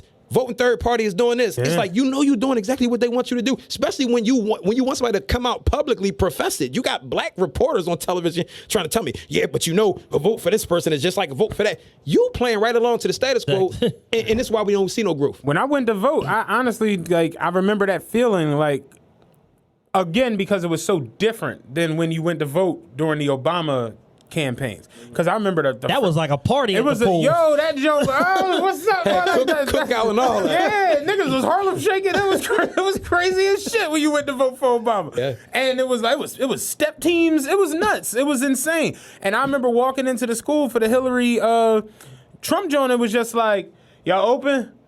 Like that's like it was just dead in that joint. And I'm looking at the ballot, like the joint in the little machine. I'm just like, I'm about to vote Hillary. But I really don't feel good about it. Like, and I'm just like, give me anybody. You know what I'm saying? 2 Chainz, Marcus Houston, anybody. It would just like somebody. I gotta go. It just be like, because it's just like, why am I about to vote for Hillary? I have no clue. But I'm gonna do it, and I did it, and I left feeling just like I don't feel good about this. Can I state this though? But black people especially black people of faith. That's what I'm gonna say. This when we need black people of faith to really start to live out and fulfill their faith, man. You know, and I say this as a pastor, but on any faith level, this is when we start to really gotta step up, move out on faith, fulfill, you know, what our faith is supposed to reflect and represent. And the reason why I say that, right, because I know it's gonna be a lot of people like, oh, everybody don't believe in religion, right? But check this out. If you don't have faith as your foundation, then guess what? Your moral compass is whatever television sells you. And this is why you caught up in the matrix. Not even television, Instagram. Instagram. Yeah. Yep. You buying what everybody buying. You spending your dollars. There's no sense of camaraderie, community, everything else. And then we tend to make an idol out of our own race, which is why everybody just saying, hey, get a black woman a chance. And it's like, yo, now you're moving without no real spiritual guide or foundation, and you're just out here winging it. You know what I'm saying? So we need people of faith to step up and say, you know what? These are times where I may feel like there's not a perfect candidate or even a good one, but I may have to choose between, I got to choose between one or the other. But with that, I'm not just going to make this choice and stop. Like, I'm going to let my faith drive me to really create some change around me, because that's the only way, you know what I mean, we really going to see the change we want to see. Let me ask you this. How did the whole town, like, how did it all come about? Like, you going on to the town hall thing? So, I had did an interview with NPR like a month ago. Okay. And, you know, that joint went crazy. And the funny part is I didn't even know who NPR was. Like, till I told, like, one of my best friends, and he was like, NPR is huge. And I'm like, huge. Yeah, and I'm like, I never heard of them. I went and Googled them, because I was like, I hope these ain't one of them, you know, left or right publications trying to get me to, there we go. Because that's another thing. People now you on Antifa.com. Come on, all that. And we gotta remember too, like, this is what people don't get confused. Like, I'm a pastor at the end of the day and community activist, you know what I mean? So, like, you know, I hold roles and titles in the city, you know, just on the forefronts of certain things. So me aligning myself to somebody, everybody else can get out here and say who they voting for or just back people play. Dog, 2 years from now, if either one of them go out there and act the fool, if it's Harris and Biden, you know what I mean, I go ahead and co-sign them, guess what people gonna do? Yeah, and this black pastor sat right there, sold us up a river. She back to locking people up, the top cop again. See what I'm saying? Like, yo, so everybody gotta be mindful, you know what I mean? I have an entire demographic I still gotta get back to and still lead throughout all of this. Anyways, with that being said, I did the NPR job. And then somebody from ABC News that reached out was like, yo, man, you know, we was hearing you, you know, on NPR, everything else, boom, boom, boom. And, you know, we looked into you, you know what I mean? We would love to, you know, start talking about this town hall we got coming up if you would like to partake in it. So then, you know, they reached out, we had these conversations. We went through this vetting process, and, you know what I mean, we was, you know what I mean, sharing my heart with them, where I stand with all this. And, you know, they was like, man, we would love to have you a part of this joint. And next thing you know what I mean? They set it up, you know. So I mean, I passed the Secret Service clearances and all that. You know what I mean? You know, I thought it was gonna stop there when they, you know, found like, out what no history of terrorism. We'll just ignore these other things, these other infractions. They like, he terrorized the neighborhood, but not the country. You know what I'm saying? You know, so then you like where it was at Independence Hall, right? No, it was at the down that area, but it was at the Constitution Center. Okay, yeah. So, you know what I mean? Same joint and shit. So the you've been driving at 33 for a long time, man. Too many times, man. You know what I'm saying? You know. Independence Hall, right? I broke down there one day, and I right where the Mint is, and I got off the bus just like bus broke down. Took a tour. No, the bus broke down. I'm just like, I got off the bus and like went down the block a little bit and like was leaning on the building, like texting or whatever. Nigga came out with the gun. He was like, yo, can we help you? I'm like, oh no, my bus broke down the other side. He's like, get the fuck off. You had the Scepter shirt on too? Yeah, but you can't be standing out on the, like, I wasn't even thinking about it. Like, bus was down the street. And I realized, like, oh shit, that's right. That's real monuments and all that. No, the Mint. Like, you can't be on the Mint. Like, you can't be there. Realest Podcast ever. We back from a quick bathroom break. We in here shottied up. You know what I'm saying? Roe Paris vibes. He looks like Dro off of Insecure. Hey, these gonna fit me well. Heavy Roe Paris vibes. Shout out to our product sponsor for the day, Genius, Shaded by Genius. Make sure you follow Shaded by Genius, JEANIUS on Instagram. Came through with the dope frames for us. I got my lady something. I got two for myself. Matt doubled up. Hey, I'm gonna just take two for me. Yeah. He's like, he was like, I'll give you one for you and one for your lady. I'm like, no. Just give me two of the standard. Just give me two for Mac. Mac. Hey, shout out to our guy Genius. Follow Shaded by Genius on IG. And we're gonna get back to this political community talk, but in the meantime, it's Roe Paris vibes. Yeah, definitely heavy Roe Paris vibes. I feel like Matt was finishing his Mint story. What was our story? You was about to get The smoked at the Mint. U.S. Mint. Oh yeah. I was out front of the Mint, and I got off the bus. Well, I got off the bus down the street, like at 5th, and I walked up. I got to 6th, and I was leaning up on the building. Dude came right out with the gun out. He's like, "Yo, can we help you?" I'm like, "I'm chilling. I was just wondering." Yeah, He's not like, here. He's like, you can't stop on the block. Like, you stop out there, you tripping. You know what I'm saying? Hey. So it's just like, yeah, down there they don't play around. That Oh. Liberty Bell. That's why I'm like, when that whole riot thing started. Remember they was at City Hall, the Rizzo statue. Mm-hmm. I'm like, I don't understand how it trickled off into, Broad and Glenwood and 52nd and Parkside and all that, because it's like, y'all could have made your way straight down Market Street to Constitution Hall. Only problem is you'd have got hit with the stick. You know what I'm saying? They'd have messed you with straight fire when you got down there. But yeah, it's like, They put a lot of money too into the new constitution and all that. hell too. yeah. Yeah, It's so a whole new, it doesn't look nothing like it used to look back in the day. It's a whole different vibe down there now. It's wild. And it's crazy because people really come here for vacation. for sure. To like go visit the Liberty, but people get on the bus all the time. I'm from Milwaukee. Can you tell me how to get to 5th and Market so I can see the Liberty? I'll be like, that shit is crazy. But people really come here from like all over. You thinking for who, for what? Yeah, I mean, it is real. It's real, but it's real history there, though. You know what I'm saying? Yeah, So no, it's like, yo, this is what the first city in America. Is it? I believe so. Delaware's the first state. Delaware but is the first state. Philadelphia's the first. Delaware's the major first city. state. Philly's the first, not the first city. I don't think. Where everything got done. Yeah, this is where all the Constitution, all that shit got written here. I thought they just met here. Dog, this is a major port, all of that old shit. Oh, I thought they just pulled up. Like niggas from here, niggas from here. Meet me in between Delaware and Boston. Sad thing here is, man, I only talk about what I know, so I don't know nothing about it. Yeah, I'm assuming. I just live here. You know? Yeah. So yeah, I think Philadelphia is the first city. I could be wrong. I don't think I'm wrong, but I could be. Oh, St. Augustine, Florida. I was thinking Vegas. Definitely wasn't Vegas. Vegas is like the 70s. It's like they just created Vegas. I'm a Vegas nigga. I don't know what to tell you. They just created Vegas. I'm wearing these when I go to Vegas. Oh yeah. What's number 2? So how they end up here? I think what Styles say? what Styles? When explaining the history lesson, what Styles say? What did Styles say? Damn. Like Styles said, I think way out, like a 50-state layout. Thugs meeting up in one city, have a spray out. Cartels bringing coke in, have a way out. That's kind of what I think happened with the Constitution. Like motherfuckers just something. Cartels bringing the weight out. Yeah, like just have a meetup, like everybody from all the different little, like how they do Pimp of the Year down in Kansas City. Yeah. Like all the pimps just pull up and discuss pimping. Y'all crazy. Ben Franklin was vicious decoded boy, man. He knew how to code it, man. You know what I mean? Real talk. I was like, I can't see Philly being the first city. I never heard that. That's why I'm like, I don't know about it. I don't know. I made that up. Yeah, you definitely threw that one out there. It was worth a shot. We definitely were the first ones with like cheesesteaks.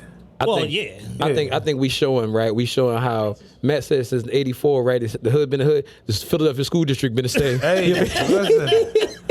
What'd you say? I know what I know. Fuck. Hove, I just know what I know. I ain't Hove. I just know what I know. Fuck, I don't know everything. Man. But I was pretty sure Philly wasn't the first city. I definitely wasn't thinking St. Augustine, Florida. I never even heard of St. Augustine, Florida. Yeah. I read, it's down there in Florida. I read books on St. Augustine, but I knew nothing about St. Augustine, Florida. Florida. Yeah. Where St. Augustine is that top or bottom Florida? You know? We don't know. Yeah. It's probably like. Damn, lying like a We all freestyling today. it's probably It's there. Freestyle Yeah, Friday Jacksonville. on Monday. Oh shit! I'm right. He right by accident. Oh shit! There you go, St. Augustine, Florida, first city in the country. I don't understand how that happened. That's wild. Like, how did they find St. Augustine, Florida, from the ships? They said 11 days after the Spanish explorer. They found it in the 1500s, so that was before anything got started. Oh, okay. What'd he say? It was founded in the 1500s. The Constitution was 1776. By a Spanish brother and got it taken away by the white man. That's crazy. That's crazy. Yeah. No disrespect. So though, basically, It wasn't me. it wasn't me. So basically, you're talking about 250 to 270 years prior to the Constitution, there was already a city established in in northern Florida, and we didn't get no type of official rule till 270 years later, as far as like what's a go and what's not a go. What could be considered unconstitutional? Yeah. So you know what that means. They was raping and pillaging the whole little gap in between that time. Cutting heads off, doing whatever they wanted to do. Savagery was the law of the land. Hey, we can double back. Carl's here. We can get in a little bit of foolishness. Not nothing too crazy. 1682, Philadelphia. 1682, so 1776. Good 100 years. Sheesh. Yeah. See, I think Philadelphia might have just been like the neutral. It's like the spot where the co-op met on a wire. Exactly. Just a good spot for everybody to pull up to. Ben Franklin was Prop Joe. Exactly. There we go. Yeah. Good way to put it. Yeah. How about Absolutely. it? You want to talk about Dre's divorce? Yo, I have to. Because you were like itching to go crazy Yo. in the group chat. Who divorced? Dr. Dre. Dre. Oh yeah, Dr. Dre. So, Yeah, that's crazy. It's getting ridiculous. So basically, I have a theory, and my theory is that Dr. Dre's soon-to-be ex-wife got a lawyer from some strip mall or billboard advertisement, and he is literally giving her the worst legal advice of all time. And her divorce strategy is we taking everything to the media. yeah. And every week since she announced that she was divorcing him, it's been some more nonsense in the media because it's like, all right, that didn't work. We're going to try this. All right, him knocking me upside the head didn't work. Y'all didn't buy that. I need $2 million a month. Yeah. $2 million a month didn't work. He a raging alcoholic. He a raging alcoholic. Raging alcoholic didn't work. His man pulled a gun on me in Malibu, even though it was his gun that he was coming to pick up. And it wasn't loaded, and I gave it to him. That didn't work. Nah. I wrote the Chronic. Wait, and don't she own half the name too or something? and the name Dr. Dre. I was like, wait till she come out that she discovered Snoop and Eminem. It's gonna be fucking crazy, like real shit. I'm the one that brokered the 50 Cent deal. She like, ghost wrote Get Rich or Die Trying Yo. too. it's gotten to a point where Yeah. number one, they have a prenup. That hasn't been discussed enough. The fact that a prenup exists. You know why? Because he was already Dr. Dre when he met her. Yeah. Nice lady, I'm sure, prior to her losing her marbles or whatever the case may be. But he was Dr. Dre when he met her. That means he already had a world-class Wrecking Crew run. He already had a Ruthless Records run. And he was now beginning to know his worth as a producer and as an artist because he already got screwed 2 times prior. So being armed with that knowledge, there's no way that this man that's on the verge at this point, starting Death Row, they got a $4 million back end or whatever the hell they got going on the precipice of starting a $500 million company. There's no way he's going into this new marriage without something in place to protect him from walking away from a marriage with nothing again, like he walked away from his past 2 business dealings. So the presence of the prenup is not being discussed enough, but they do have a prenup. Now, to take it a step further, the prenup is obviously ironclad because, again, she's been in the media every week since she announced this in the first week of September. So being as though so far none of her nonsense has worked, the lawyer is like, all right, bet. So this is what we're going to do. And I'm sure they're probably meeting at like Outback or Applebee's or something like that, having this little nondescript meeting about going against a billionaire who works for $1 trillion company. The most powerful company in the world. All of his friends are billionaires. And she's got some lawyer that like runs a kiosk in a mall selling cell phones on the side. The top dog lawyer, the boy, the Philly boy. She got the boy from Better Call Saul. She got him like approaching a billionaire that's backed by $1 trillion company, and I'm just like, yo, when Jeff Bezos got divorced, a whole lot more was on the line than a couple $100 million. You was talking about billions of dollars. At the time, he was worth like 138, and the whole talk around it was his wife definitely getting half. They live in California. It's a communal state, and da-da-da. And she brought the investor, and this and this and this. And I'm like, bruh. Them shades make you look like Dame Dash when you really get into the hand throwing around. It's Chad for ain't taking them off. He ain't taking dramatic them off. effect. I'm about to put mine back on because it's supposed to be. Jealousy. So being as though What was my point here? You was talking about the leading with Bezos said basically Bezos. Oh, yeah, whatever yeah. she got. So the whole pitch was she gonna get half. What was my point there? She gonna get half and all this nonsense. And I told people it's no way in hell this woman is getting any more than like 10 to 20%. Or whatever the case may be. I'm sure they probably already had a contingency place and plan. Yo, chick go left. If this really blow up, I'm gonna make sure you straight. Blah, blah, blah. Did you see Jeff Bezos' wife in the media? No. Was she on the cover of Variety? No. Was she talking to anybody from People magazine? No. No. You know why? Because the bag was already secured. I helped write The Chronic is wild. I co-own the name Dr. Dre. When he was Dr. Dre, when he met you, is wild. It's wild. Wow. Because now That's like Beyonce and Jay breaking up, and she like, y'all know I wrote Reasonable Doubt. Well, you was 13. well, y'all know what that resembled the most? D Wade ex-wife. Sleeping out in the street. Oh, it was just man. whatever's Yeah, next. that was bizarre. That's what you see here. Like whatever the next we step pulling is. Up and go in the house. We pulling out all the stops. What are you doing, lady? Go in the house. Got a $4 million house. Go in home. the house. Like, yeah, it was nuts. You're right. It was that bizarre. Like D Wade gave you the house.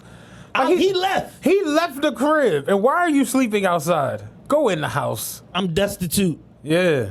You're in the courtyard of your $4 million house, ma'am. Go in the crib. Right. I don't wanna. So I don't wanna. so Bezos' wife ended up getting 25 Billy. I don't wanna. Bezos' wife ended up getting 25 Billy.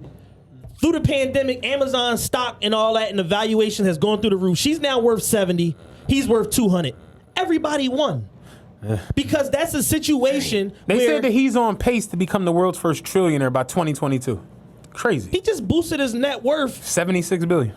through a divorce and a pandemic. And a pandemic. He's unstoppable. That's like MJ. Teddy Roosevelt Jordan. would have came in his office and busted him upside Yeah. the head 2 years ago. Teddy Roosevelt would have threw a shoe at him like George Bush.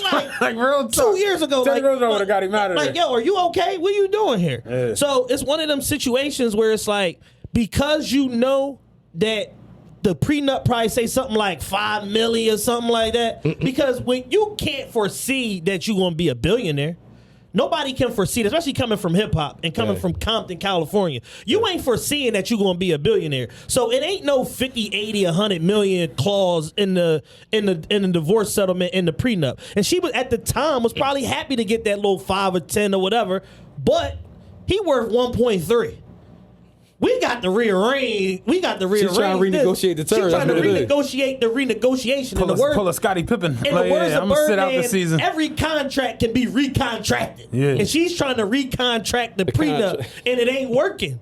And all she's doing is hurting her case because my whole thing is, if I'm Dre and I'm worth 1.3 and you this much of a problem to me, I'm giving you 100 to just leave me alone. But if you just want to keep being in the media every week, now I'm going to just bleed you. And now today, a story broke that she wrote a check to herself The check from shit is herself bizarre. for $353,000 the week before she filed for divorce. Tried to pull a Black China. Trying to pull a fast one. Black China went to Ben Baller with Rob Blackheart, talking about I need to charge $700,000 in rollies. And then rollies. Hey yo, but what you writing the joint for 350 grand for though? Like what you trying to ask for? That's the stopgap. That's the stopgap because you already know the Amex, the Navy Federal account, all that's getting cut off once you put the divorce papers in. I just got down too. With, you down? Yeah, I All went. right. Yeah, Congrats. Yeah, you're my Department of Defense cousin. yeah, I'm in there now. It's on. But yeah, I saw the check, the 353 grand, and I'm just like, it's scary to think that it can go there with someone you share a bed and a life with. That's For 20-something years. That's the scariest part. Hey of, Matt, you ain't using this as no out, is you? I've used other things as outs. It's like Maybe. yeah. It's scary to think that, I hope so. you buying time, man. You buying time. You hear it? It's scary to think. But no, it's just like the thought of it is frightening, and it's just like it make you not want to legally do it. I ain't gonna hold you to where it's just like God damn. And I don't have 140 billion. You know what I'm saying? It might be 2 racks. You know what I'm saying? Like I don't want to give you a you stat. need 20% of this. It's like God damn. Like real shit. It's just For me, it ain't even the money. Fuck the money, all the shit I have, whatever. I don't care about none of that. Cars, all this shit can go and come. It's just the thought of the person you're with turning into that. And right. turning into, that's the joint where it's just like, Jesus Christ. Like, you know what I'm saying? It's just like, I'm pretty sure Dr. Dre loved a woman. You let her in and have her that close, and y'all Had just kids with around her. and having kids and building a life, and you have to have genuine love for her. Well, I'll say this though, man, not to cut you off, but You married. yeah, I'm married. Yeah. But I'll say this though to you, right? Now, when you say that you can't see how a person could turn into that to lay down with you. On the other side of things, you know what I mean? No, I'm not saying that I can't see it. I'm just saying the fact that it happens. Yeah, It's a normal thing. But I mean, Divorce is 60%. I'm about to say on the other side of things, though, she probably, a lot of people may not know what she may have or haven't put up with, too. You see what I'm saying? I'm not even talking about just from the man's aspect. I'm just talking about in general. The fact that y'all can once love each other and go to hating each other that much. Yeah. That shit for me is just bizarre. It's just like, what the fuck? You know what I mean? So that's the joint that I have trouble just like, damn, it really got like that to where you stealing money and you hiding money and you got this mistress and that nigga and it's just too much. You know what I'm saying? That's the joint where it's just like, and like he said, these divorces, especially in this situation, they just get so messy and just become so ridiculous. And it's like they feed off of the negative energy from the public. Because you can have a divorce and this shit just not be out there, i.e. Bezos. Bezos went through the biggest divorce ever. Nothing leaked to the media. No, you realize his ex-wife is the richest woman in the fucking, I think, for sure the country. I don't know if it's the world. She's like the third richest woman in the world or something like that. But for sure, number one in America. Right. She's number one in America because she got divorced from Jeff Bezos. I mean, we don't see Michael Jordan's wife crying either. You know what I mean? How they separated? She got like a 300 piece. Yeah, that was back then. You know what I mean? Which would be the equivalent of something crazier now. But He went and sat Juanita down, gave his son a store. yeah, Get out my face. Yeah, I'm going over these white people. Y'all Be cool how y'all be cool. Yo, one of the greatest joints I ever had. Somebody had retweeted it the other night. You know, you see an old tweet that you kind of forgot about. Remember when Kemba Walker signed with the Celtics? I tweeted. It was Jordan was like he had took a series of pictures with the general manager from the Bobcats, a white guy or whatever, and he's sitting there like laughing when he's smoking a cigar. And my caption was, "Kimba gonna tell me he needs a Supermax." I said, "The only Supermax you niggas deserve is prison." And then the homie retweeted it the other day. I forgot all about that. He's like, "Yo, you still out of pocket for this one?" only I'm Superman.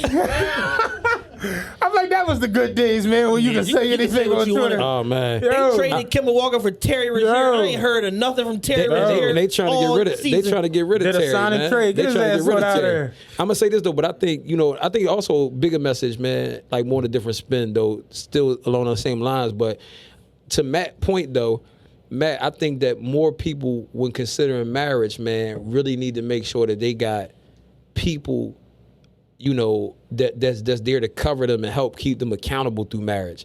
And I think that too many people just do that based upon how they feel at the moment without having other couples or other people there to help safeguard them. So we had these weddings, and I officiate weddings. I'm a pastor. I've married people, and I always said that to people in crowds when I'm marrying folk. Yo, this ain't just about today.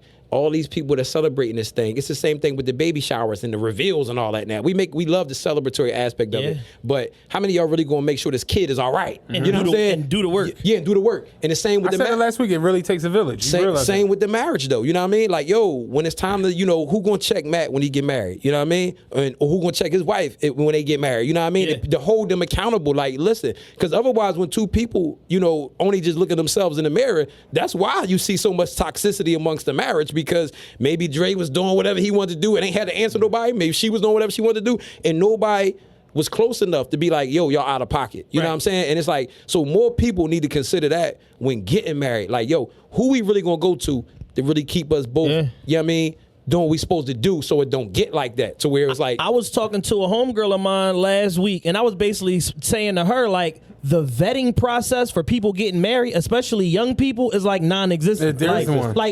Did you talk to his mother? Did you talk to his father? Did you talk to his close friends? Did you talk to his exes? Like, do you really know who you about to enter into a union with and be legally binding? He bought her a hookah. and bought her some crab legs and a hot Chanel bag. and he got some Dior chucks. And it's lit, baby. And they got 600 likes on the gram for the proposal. You know what I'm saying? Like that's somebody posted Scoop Halls posted them as couple goals, and that was that. And now you marry, and it's like I don't even know who I'm married to, and I hate this person. Yeah. Now you got to deal with that. You know, I actually had somebody mention that shit to me about like when I proposed, like about the like shit, and I was just like, what they say about the likes? Like, damn, your shit blew because it had like 2,800 or some shit like that. So like, damn, your shit exploded. And I'm like, yeah, I should get engaged every day. See, I hate the whole like thing though, man. For me, it's like I hate the fact that people really care, man. It's just like for me, like, yo, you know how many shares this got? That shit is real, man. But it's just like, so what? For me, I'm just like, so. You see what I'm saying? Business as usual. I gotta still. I remember years ago when what I gotta do. Them likes ain't pay the bill. I remember years ago when it was 100 likes. Like if you could hit 100 likes on a pic, it was like that shit was like what Nas say, like a drug dealer's destiny is reaching the keys. Now it's 500. Like dog, yeah. Now it's like 500. I do a stack often, but ain't. Now it's like 10,000 followers, and it's just like, dog, that ain't transitioning into nothing. That's the crazy part. I saw you mention that the other day. Motherfuckers was like, yo, your page blowing up. You like, yeah, I got all these followers and no dollars. So, like, I didn't make a dollar off of this shit. So I'm like, yo, so if you think this is what I'm here for, there's the door. Like, you know what I'm saying? Y'all can take them followers Yeah, back. the motherfuckers was really like, yeah, you famous now, nigga. What you gonna do? You got the juice now, Pastor. Nah, I'm cool. Do you do like marriage counseling? Yeah. Oh, really? Yeah. Is it like the you angry corner? Like, is it that type shit? Like, no, like we do real marriage counseling. You know what I mean? Understanding the purpose of marriage. You know what I mean? Trying to hear perspectives. What do it mean? What does that look like? You know what I mean? Why are y'all trying to get married? Breaking down. You know what I mean? Likes and pre-marriage counseling. Yeah, pre-marital counseling. But see, I'll say this right. So my conditions on premarital counseling for people is this right here. No money can be invested into the wedding currently.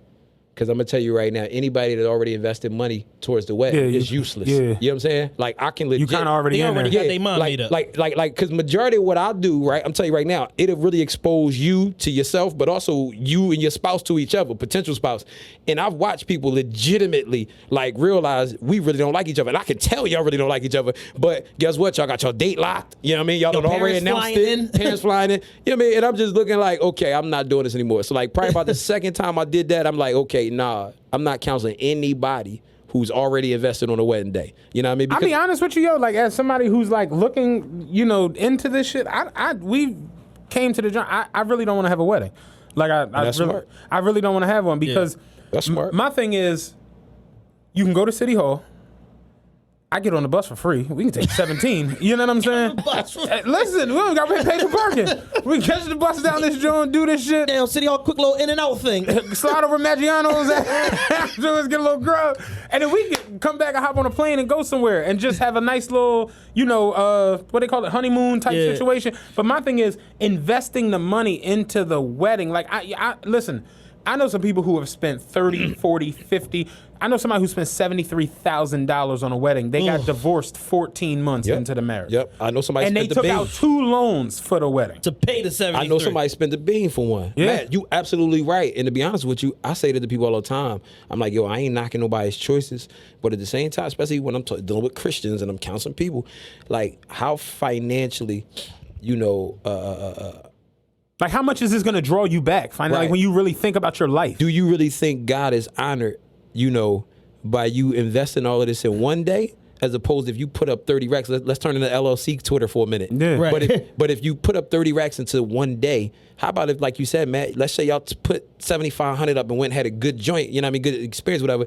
You can go take the other 20 something and turn that into investment. You know what I'm saying? Grab a little property or something like that. You know what I mean? Or do something and else y'all to turn it into money. A financial foundation. Like when you look at the statistics, when you see 60% of marriages now end in divorce, and then you see that the 60% of marriages that ended in divorce, 80% of them are financially based problems. Absolutely. It's just like, why even dig Stresses that you hole out. for It yourself? stresses you out. Like if y'all can save up 35 grand, why not invest? Like you said, invest it. Let's go buy 2 Rollies and Dior Chucks. This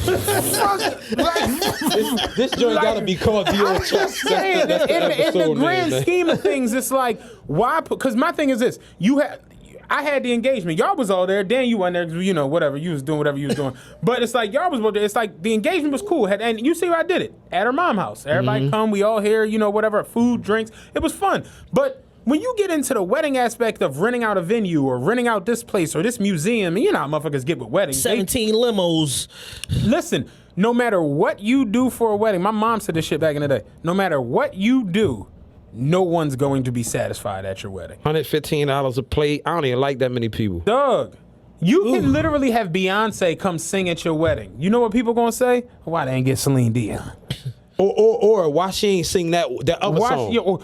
You serving shark meat at your wedding? Why they ain't got killer whale? It's just the way it get. Like, people just like that. Why she wear them colors? Why he wear that kind of tux? Why the groomsmen in that? Why she get her hair like that? Why it's just the way it go. You're not gonna be able to please people. So I'm not shelling out like you said. Dog, my one homie who had the $73,000 joint, it was $185 a plate. They had a guest list of 162 people. I'm just like, yo. I would be there policing plates. Hey fam, you gonna finish that? You gonna finish that right there? Like, fuck yo, all that. yo. I'm frying the chicken myself with a fry daddy, like, and I'm throwing it out there. Listen, I was at this little hole in the wall club one night behind an auto body shop. They had the countertop fryer. Them was the best wings I ever had in my life. We ain't got to do all this. The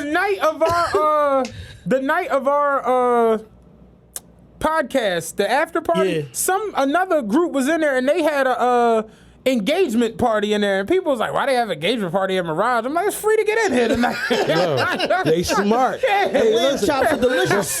But that's why people gotta invest more on the actual marriage than the wedding, man. And that's why a lot of people get divorced. A lot of people not really invested into their marriage. Think about that when you just said that. You'll spend $70,000 on a wedding, but won't invest $70,000 into the marriage. Into the marriage. It's nuts. Into the marriage. Just to show off for other people. And because society tells you that's who what gonna you eat need and to have do. that open bar and not even gonna be there for y'all when y'all really struggling. Can't give you advice worth a damn. I'm telling you know right what I'm now, saying? if we have an open bar at my wedding, if I do have a wedding, it's going to be coolers with ice and cans of beer that I picked up on the way here. I'm telling you right now. Listen, listen here. Lee, I'm not doing it. Lee can appreciate this. I'm telling you right now. If you even start thinking about divorce or get into all that, man, we rumbling in the street because we had to drive 2 hours away to a damn engagement party. So you know what I'm saying? Like, you had a driver though. I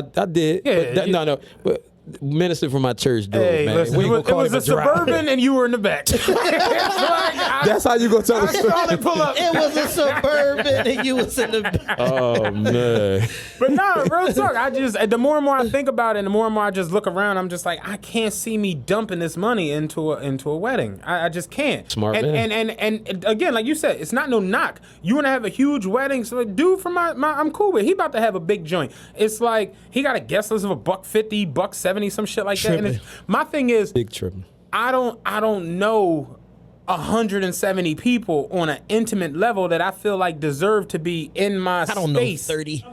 I don't know 30, Yo, and that's listen, family included, because I don't really bang with my family with the whole house we looking at getting built. My whole dream, like growing up, you know, I'm a poker player. Like, I always wanted to have a poker room, and so I got I've been buying art and all that shit. Like, I'm just stashing for when I was gonna do it. But like, literally, me, her, and her mom sat down one day, and I'm just like, my whole life I told myself I was gonna have a big ass, fly ass poker room with a big custom fly poker table and TVs and all that shit. And I'm just like, as it nears, I'm like, I can't think of 9 gamblers I want in my house consistently enough to need this shit. Like, cause you play the poker world is, it's opportunists, mischievous. Like, motherfuckers is. Like, you'll sit down with somebody every day and play poker at Harris. Whole time he banned for angle shooting at Sugar House.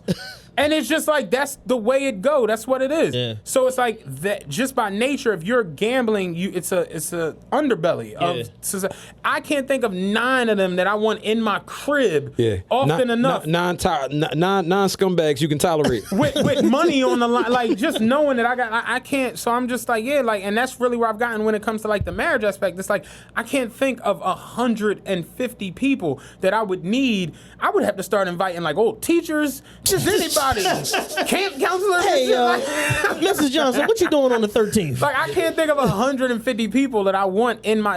And honestly, I keep it a beam with you. When I get invited to weddings, I sometimes to myself be like, Why am I coming? I've Why had am I motherfuckers from Instagram send me the invite. I swear to God. Listen, I ain't gonna say who. I ain't gonna put their business out there. I got an invite to a wedding. It said you are cordially invited to the union of so and so and so and so. The bottom of it said Matt makes me sick. I screamed when I fucking see, like, you don't even know my name.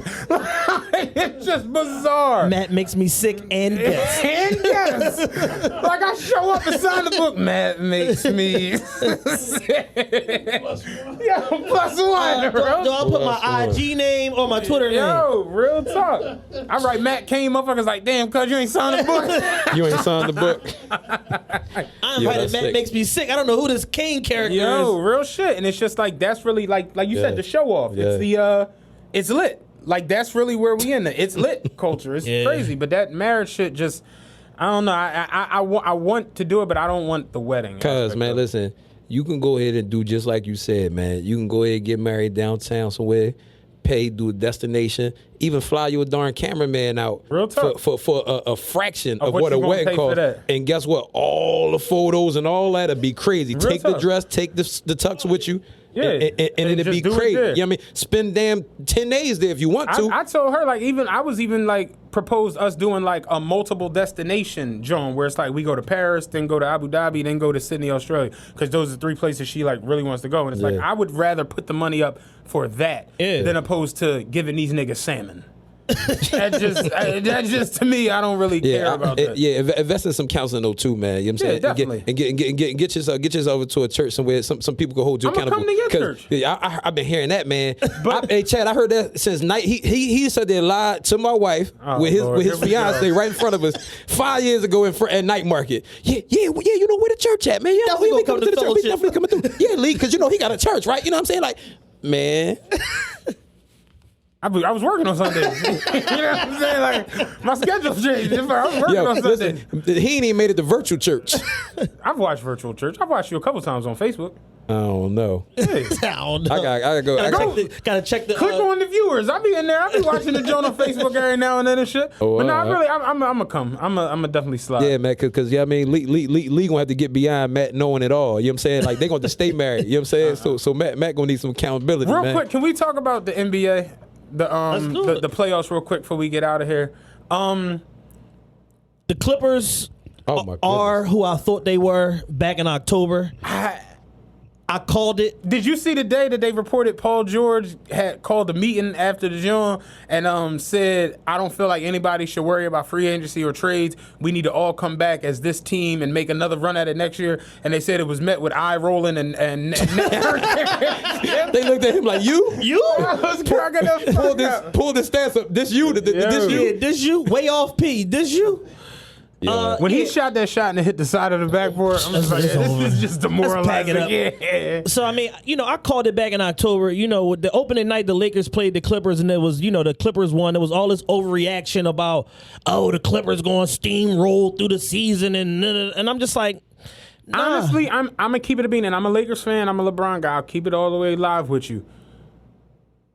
The bubble fucked them I was getting ready to up. say. I think the bubble definitely And because threw them off. they mentally were not ready. Yeah, they checked out. You had players on their team who was literally like, man, I ain't going. Like, Lou Will wasn't Yeah. going to go. Yep. Yep. And then they was like, yo, like, you ain't really got shit else popping. Old time LeBron was having private workouts at the mansion. Like, no, we playing. Like, we playing. LeBron was literally inviting niggas to the crib to work out with him just to psychologically fuck with him. Yeah. Like, you really fuck with that bubble shit? Come on, check rock. Like Bron really a psychopath. Brown wasn't playing. Oh, Brown wasn't playing. I saw the story the other day. It was like, it was the title on it was like, I bet you thought you've heard everything about Kobe and his work ethic. Well, here's a little something to let you know just how nuts he was. It said in Kobe's second season, late in the game, fourth quarter, game on the line, he was shooting foul shots and he missed both of them because of the camera flash. camera flash. So the whole summer he stood out staring at the sun. shooting jumpers. Like, yo. Kobe was Kobe crazy. really nuts. He was crazy. Like was Kobe crazy. was real psycho. Yeah. But they said that summer in between the second and third season, he would shoot every day as the sun was fading in LA, staring at the sun. So like the flash wouldn't affect him no more. I was like, Kobe really. The maniac. Nuts. He wanted it. He really wanted it. He really wanted it. But I didn't trust the Clippers just because any team where Lou Will has to, and this ain't a knock because I like Lou Will a lot. Right. Like as a person, Lou Will do a lot of giving back, fly as shit, live like Lou Will. Yeah. You know what I'm saying? Like he a cool dude. But I just know that a team where he has to be a catalyst of scoring, He got to get you 18 to 23. he's going to be a minus on the defensive end. Yeah. So when he has to score 18, 19, like you say, 20 points for y'all to be in the game on the defensive end, He's he's going to hurt y'all. giving up 44. Yeah. And I just know that as good as Rajon Rondo and LeBron are at the top of the key running off them pick and rolls, even never mind the fact that KCP, Danny Green, and Kuzma can't really shoot and they just miss a lot of open shots, I know that the in and out down low game between Bron, Dwight Howard, and fucking AD, there's nothing to lose. Like if you watch the last game they played the Clippers, LeBron he had like 17 assists. Anthony Davis had 36 and Dwight Howard had 21. He was literally just taking him into the pick and roll and just lobbing the ball up, and there's nothing they could do. Because at the end of the day, Zubac and Montrezl Harrell aren't jumping over AD and Dwight Howard. They're just not. Yeah. So it's like, I personally was like, the Clippers to me aren't, like, people the other day was like, oh, the Lakers got the easiest road. They got the Nuggets. I'm like, I keep it a beam with you. They would have done the Clippers dirtier than they're doing the Nuggets. Like, you still They would have steamrolled the The Clippers. Nuggets almost won that game last night. You know what I'm saying? They came back and took the lead with fucking under a minute left.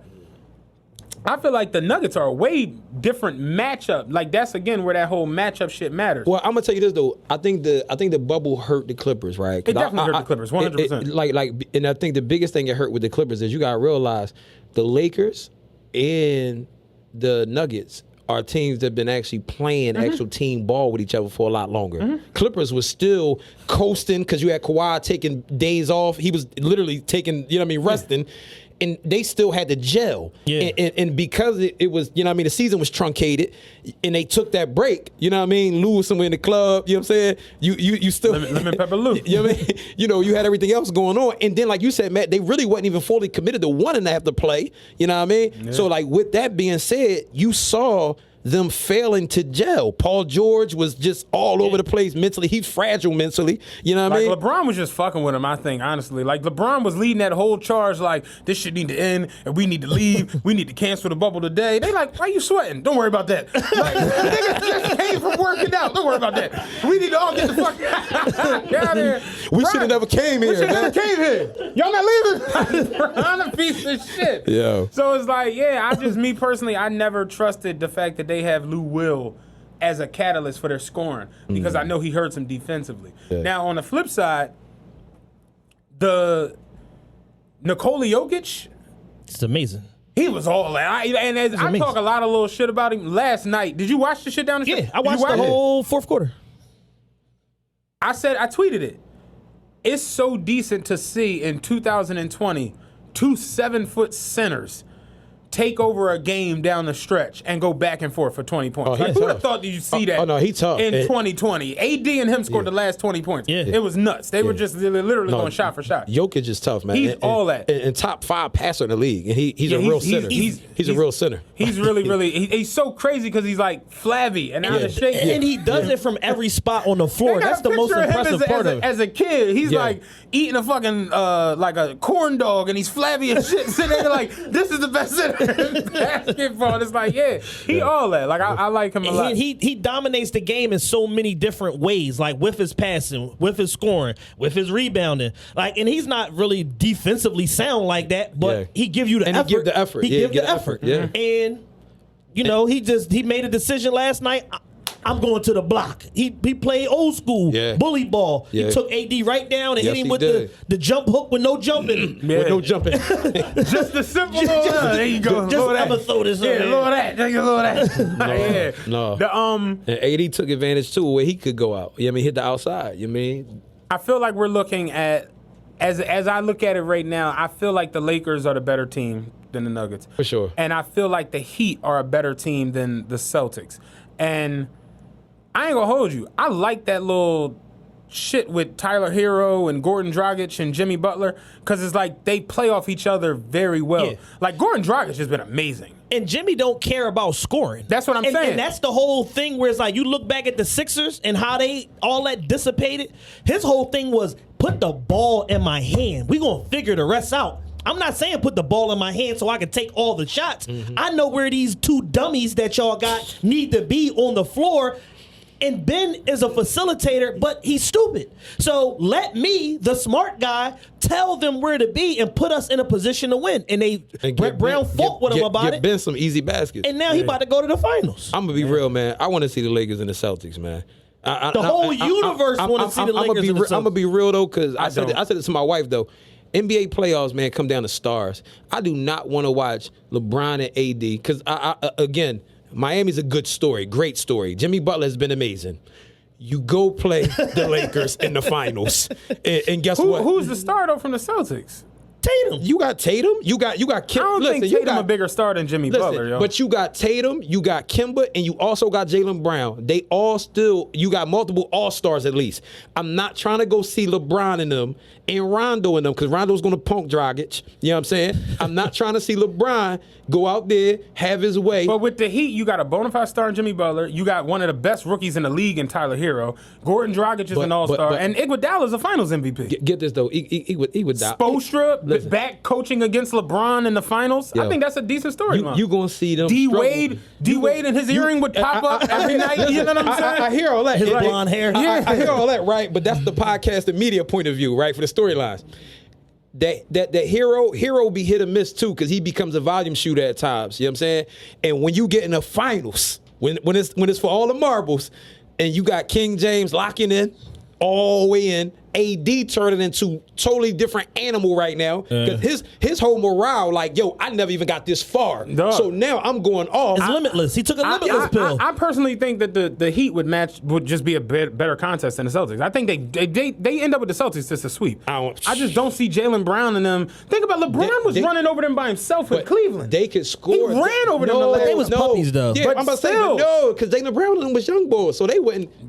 You remember when LeBron hit the N1 to seal it in the Game 6? LeBron was bowling over them niggas with Cleveland. So with AD and this, I just feel like they just wash them, the Celtics. And at least I feel like the Heat, it's a game. What Kelly Olynyk gonna do to AD down there? What the fuck is Jay Crowder going to do down there? Yo, listen, I like my chances to see Gordon Hayward and all the other scores. What's the big white boy in the Celtics? Oh man, he's a bum. What's the the one that argue every call? But Thies.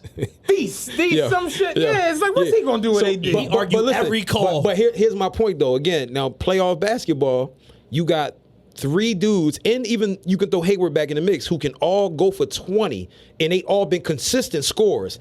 The Heat is going to struggle because again, you got Jimmy Butler, and you hoping them other guys. Well, actually, is going Gordon on. Dragic is their leading scorer. So it's like Dragic has been on fire. Jimmy Butler honestly be like, Rondo not letting Dragic go off on him. I just feel like it's the storylines and the matchup is better for the Heat Lakers than the Lakers Celtics. I got the Lakers sweeping the Heat. I got the Lakers 4-1 regardless. I was about to say it's because 4-1 or Frank sweep. Vogel has proven to be a brilliant defensive head coach. Listen, motherfuckers will give Frank Vogel all the shit they want to give.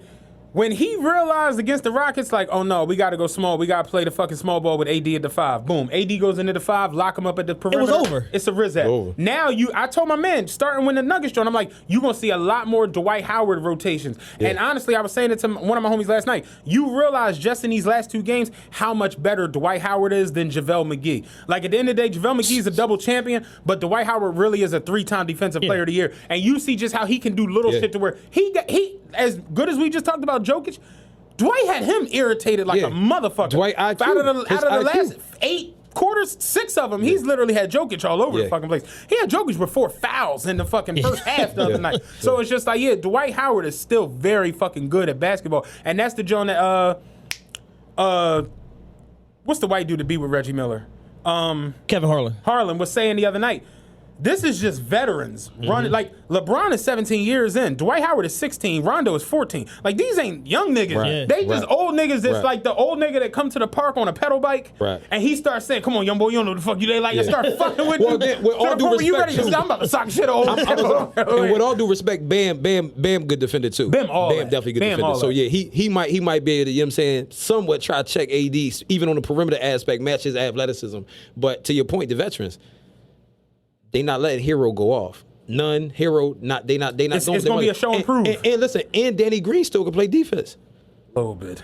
He's still I no. hate He's Danny still Green. We have a Danny Green hatred thing going on in our group chat. But see, I'm gonna also say that one of the reasons why a lot of people probably hate him too, though, is like the way he was set up with better looks, man, playing, you know what I'm saying, with the Spurs, Toronto, and all that. It's a different ballgame when you playing with LeBron. LeBron will dribble till you're in trouble, then say, "Oh, you better hit the shot now." Right. And it's like a lot of times you got to get used to that. Yeah, the but same you way gotta Bosh hit and the Love. shot now. That's the thing. But I mean, but his whole career he been hit him, so he just stopped learning how to play when he played with LeBron. But it's still like those be the adjustments too. Like it's all about groove and how you work those shooters in the game too. You follow what I'm saying? So I think that again, Danny Green still gonna go ahead and show you that experience. Do you man. remember Rex Walters? Yeah. All right, so we was at the PCOM Center on City Line Avenue, right? We was in high school. Rex Walters, we was in there. He was like, we went in there after school. Rex Walters was in there with the Temple motherfuckers or whatever. So we was like shooting around, whatever. And it was me, my man Haran, my man Mike.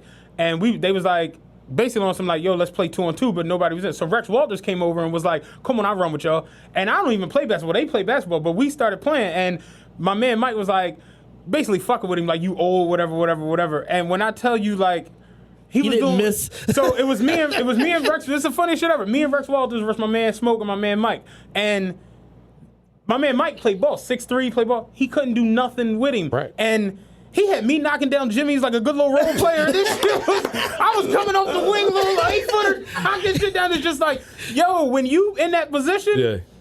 Rex was setting me up, nigga. You gotta bury that shot, and it's like Danny Green for LeBron. All you gotta do is make the shot. That's it. But your that's point, all you gotta but do. to your point is how you and set Danny him up. Green cannot make them.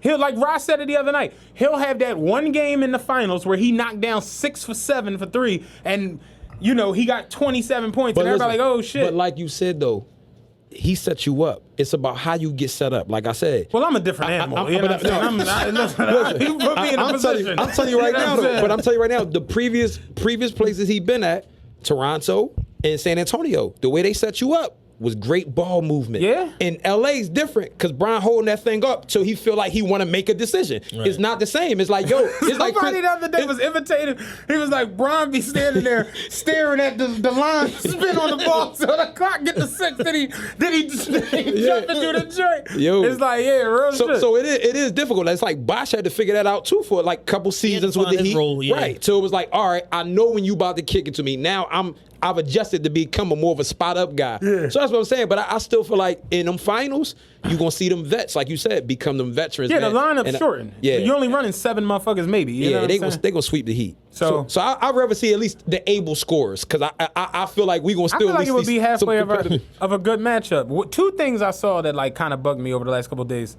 So Giannis won the MVP, 2nd in a row, and people have gone off now with the is Giannis better than AD? And I've seen a lot of back and forth about this on Twitter. And my thing is, Giannis is a freak of nature. He's honestly probably the most freakish motherfucker we've ever seen in NBA. The fact that, you know, he can literally from half court when he's in full stride take 3 steps and dunk. Yeah. It's the scariest shit he's like a gazelle. But when Anthony Davis gets the rock from the low post to about 18 feet, he's almost automatic. Like, Anthony Davis doesn't miss. Them short-range jumpers, he just don't miss them motherfuckers. And then I look at last night, him coming off that screen to bury the shot. Now, Miles Plumlee is a little bit of an idiot. But AD got the rock in the spot.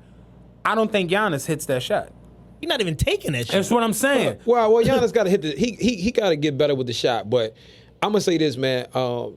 Defensively, man, Giannis. But I'm gonna also say this too. By a hair. I was But like, he it's not- was it's- second in defensive player of the year. I'm gonna say, but he don't get me wrong, AD do lock up. You know, you talk about durability defensively, but also AD got more time in too. So what Giannis is doing at this point in his career, winning back-to-back MVPs, and then also leading his team to being a clear-cut best team in the league, even though that was a terrible fold job. But it's 2 years in a row of the fold job. And at what point do we hold him as the best player accountable for the fold job? He should And be. honestly, Stop giving him MVPs because he's averaging 30 against bums. Like, You play the did he- Pistons 19 times Like, a did he season. fit- did You're he- going to average 30. Like the defensive player of the year shit is kind of like think about AD done literally led the league in blocks 3 times and then made the all defensive first team 3 times. So- And they kept giving it to Rudy Gobert. So it's just like Well, let me say this though. I gotta turn this goddamn AC. Giannis defends a lot more of your premier scores than Because of his AD does. position. Right, because it's position. So that's why I'm saying, like, you got to give him his just doing that. Yeah. He's seeing your LeBrons every Yeah, game. yeah. He got to see, you know what I mean, your Jimmy Butlers. He got to see those type of players. But I will say, like, it's close because I think AD's definitely been a top 5, fringe top 5, top 7 guy. Everybody's always said he's been that Yeah, type yeah. of talent. You know what I mean? Like people thought that Paul George was better than him. Who that? I had never Better than thought who? that. AD? Than AD. People said that too. He was Paul George. People thought Paul George was better than Kawhi too. I was arguing with fools on Twitter years people ago. were about Like, that. yeah, no, we talked about it. At one point, like, this is before the leg came off and all that. I'm talking about, like, the fucking pacer Paul George. Yeah. He positioned himself where, like, when he was going at it with Bron and Yeah. Wade and them with the Heat, where it was like, yo, Paul George might be the next bull. You know what I'm saying? Then, of course, you know, the leg and everything else, and it's just playoff P and all that goofy 3 shit. teams in 3 seasons and all that. And now it's nonsense. just like, damn, we kind of, you know, we've been led astray. Run them up. You know Run 'em what I'm up. saying? Yeah, Hoodwink, like, right. yeah, so it's just like, damn, Paul George not who we thought he was. But, yeah, I can remember when motherfuckers thought Paul George was like top 5. Yeah, Motherfuckers people- straight said Paul George was the best two-way player in basketball. People was tripping. This year. Yeah. Beginning of this season. Going people said into that. the jump, motherfuckers was People like, was Paul George, tripping, the best two-way player in basketball. And I was just like, y'all are on crack. Another thing I saw that bothered the fuck out of me with Anthony Davis, Charles Barkley compared him to Derek Coleman last night. We talked about this. And I think Chuck was going though to like college when DC was before he got fat for that lockout because Derek Coleman definitely was tough though. Derek Coleman was next all level. that. He was next level tough. He was like Zach Randolph before Zach Randolph. he wasn't Anthony Davis. Anthony Yeah. Davis is arguably top 3 or 4 players in the NBA. Like, think about it. Him and LeBron, the first motherfuckers to make All NBA first. You know who TRPE trivia. LeBron and AD both made All NBA first team this year. Mm-hmm. First time that 2 teammates have done it in 13 years. Who did it before? Guarantee you don't get this one. I was going to go right to Kobe and Shaq. No. 13 years. What is it? I even gave you 13 years ago. What we talking about? 2007. That's 2020. Oh, so they wasn't even together 13 years Yeah, ago. so it definitely wasn't Kobe and Shaq. Duncan Kobe and and Parker? Shaq. Nope. Kobe and Shaq never did it. Really? Never made first NBA all together. Think about it, Kobe wasn't making all NBA first teams till 06, 07 when Shaq was gone. Like all NBA first teams mean your top 2 guards in the NBA. Right, You know right, what I'm saying? right. Top 2 forwards and best center. Yeah. I'm not gonna get this. The Yeah. last time 2 teammates made all NBA first team together, 2007, Steve Nash and Amari Stoudemire. I was like, what the Oh wow. fuck? Crazy. Wow. That's how nobody would have got that. That's how right. crazy Steve Nash was that year. He had Amari first team All NBA too. Well, Amari was a problem. He was though. all that. Steve Yeah. Nash Yo, was making Amari- it look Amari crazy. was special. Amari, I remember it for a whole playoff series. Amari was Dog. he was making Tim Duncan look like me. Like, Fucking pre-Oakley Amari? Yeah, before he was Yo. rocking shades and shit. Hell yeah, Amari was fucking crazy. Pre-Oakley. Pre-Oakley. Yeah, nobody caught Yo, that. I was going to say, what's the correlation with Charles Oakley? But then, Oakley glasses. Yeah, pre-Oakley Amari was fucking crazy. But yeah, Steve Nash and him made All NBA first team. But Chuck last night compared him to Derek Coleman, and I'm just like, shut up. You know what I'm saying? We started talking the thing about the older players where they devalue everything from LeBron. So I saw last night when basically the play that they ran, like a lot of people don't realize it because I watched one of Frank Vogel's joints online the other day where they were basically breaking down all of his like inbound plays. The play was designed to be a decoy for LeBron. Yeah. So when AD comes off of the back screen, Miles Plumlee was supposed to follow him, and then LeBron's man basically is on the block LeBron's open over the top. That's what it was supposed to be.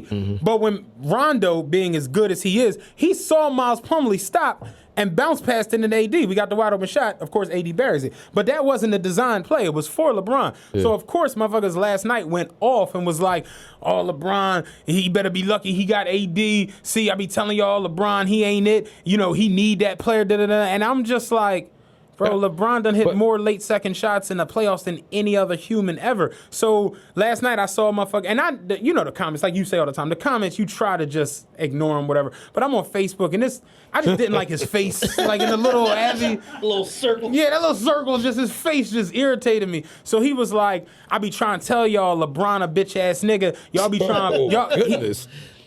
he was like, I be trying to tell y'all, LeBron a bitch ass nigga. He be trying to masquerade like he Kobe or Jordan. He ain't that. Game on the line. You letting AD take the shot. Come on, bro. Where your heart at? So I commented on it. I'm like, fam, Jordan in the finals passed the ball to Steve Kerr and to motherfucking Paxson. They hit game-winning shots. He responded, was like, you shut your nut ass up, too.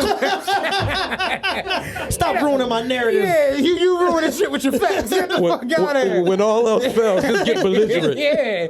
And I'm like, that's what I'm not. And, so, of course, now today I'm still getting the so-and-so commented on that post, so-and-so guy. I'm just like, terrible. Why the fuck I even get into it? But it's so wild because it's like LeBron can't do anything.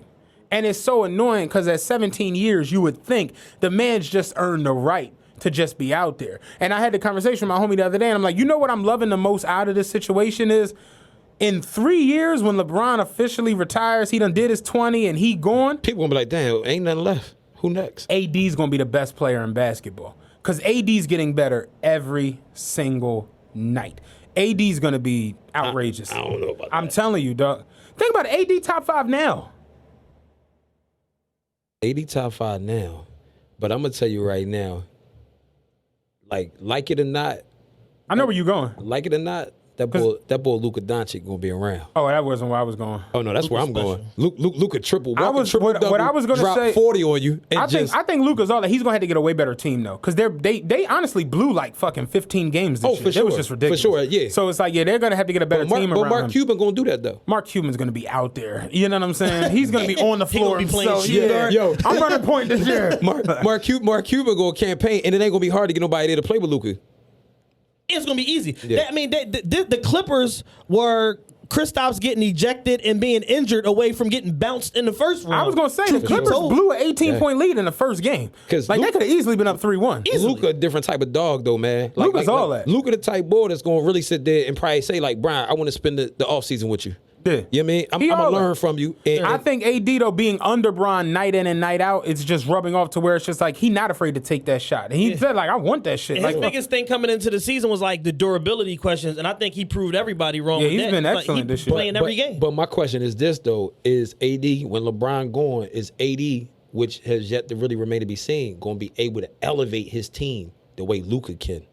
Well, Luka hasn't really elevated him. He has. He took the Mavs to the playoffs, and they damn near bounced Clippers out of there. I'm saying Luka came in. They was a top 3 lottery team. You see what I'm saying? I mean, they're gonna get better and they're gonna win some. But I think AD being on the Lakers is like that percentage, especially once he wins a chip, maybe 2.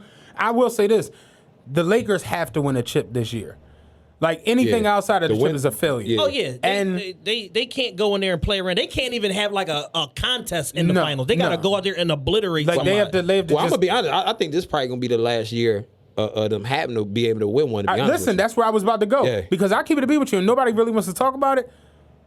The Nets next year, to me, are really going to be outrageous. Gonna be KD might average and 40. if he's KD, If he's still KD and Kyrie's Kyrie, if he's 85% of KD in the East, he's With he gonna Kyrie? average 37. they're going to be outrageous. get 30 by the third and take his rest. And I was telling Because him, I saw him working out. He looked way bigger. yeah, he put on a little, Like he put little on like muscle. 20 pounds of muscle. So I'm just like, yo, real talk. Like you got the Nets, the Warriors are still Steph and Clay are still Steph and Clay, Dog, and they got the top. They got the second pick. they're gonna fuck around and scumbag LaMelo. You know what I'm saying? Did I say it right? Yeah, LaMelo. Yeah, LaMelo Ball. like they're gonna fuck around scumbag LaMelo. You put him over there. Wait, hold up. Or Or they turn him into a veteran. Yeah, you got to say Turn- they gonna go and flip that into getting one of these disgruntled stars, and they come back being the Mon stars next year. Yeah, I'm saying you give them another red bone shooter, nigga. That's the last fucking thing they need. You know what I'm saying? So it's just like, yeah, real talk. It's like it's a lot of little teams who didn't make it this year that are going to be you're in the mix next year. And, you know, these teams are still, the Mavericks are going to get better. The Clippers are still going to be the Clippers. The Houston might eventually, you know what I'm saying, maybe make a 3 when the shit counts. And they, you know, so it's just like, this is the year the Lakers have to win this job. Yeah, that's a free one for him. It's a free roll.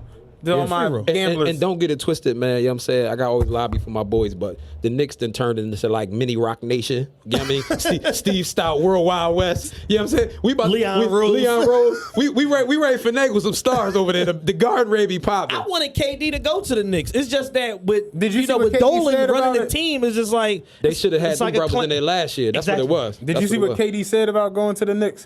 At least I never really thought about it. He was like, something that I didn't want that on me. Like, I didn't want to have to be the one to bring. Did you see that? Yeah, I seen that. He did an interview about it. He said, like, basically, like, I didn't want to have the whole Knicks Pressure of bringing the franchise, Garden. the pressure On of my bringing back, Madison yeah. Square Garden back. That sounds like KD though. But, Yeah, I mean- but the Knicks mess around, you know what I mean, try to, you know, finagle, swindle Giannis. You know what I mean? You know. KD, like, I didn't want that pressure on me. And then I rate on his burner account, like, KD a real nigga for what he KD a live nigga for now. Who want to deal with that bullshit? You know what I'm saying? But yeah. James Dolan is the problem for real. Who would want to deal with Yeah, that? who want to deal with that bullshit day in and day out? man. But you got anything else? Nah, not really, man. We appreciate our brother, friend to the Superstar show, Carl. Superstar Carl, You gotta put doctor in front of your name. Doctor, I got to do Yeah, it. just go ahead and lie. Dr. Pastor, Just go ahead and lie. Dr. Pastor. Deacon Doctor. Yo, Oh, man. Dr. Martin Luther, Dr. Pastor Carl, Dr. Poise Watkins. You remember? Don't you got something coming up with you filming with AB? Can we talk about that real quick?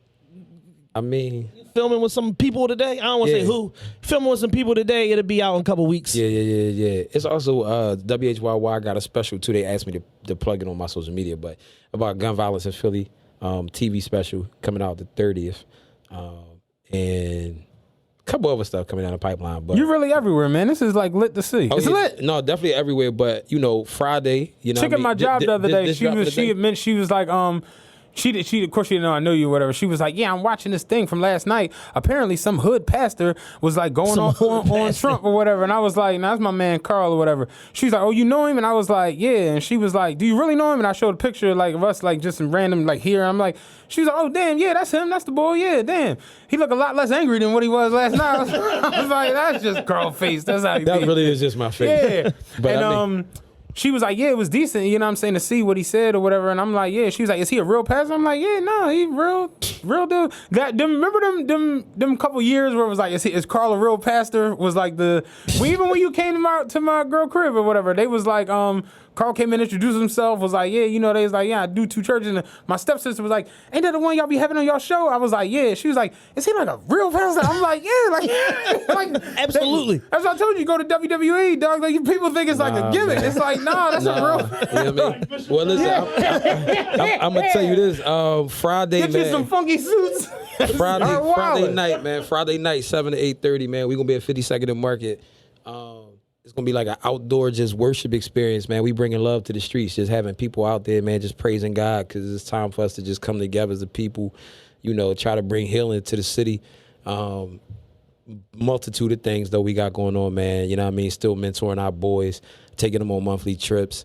You know, actually gonna start having church service outside too. I'm aiming to try to make it happen this Sunday.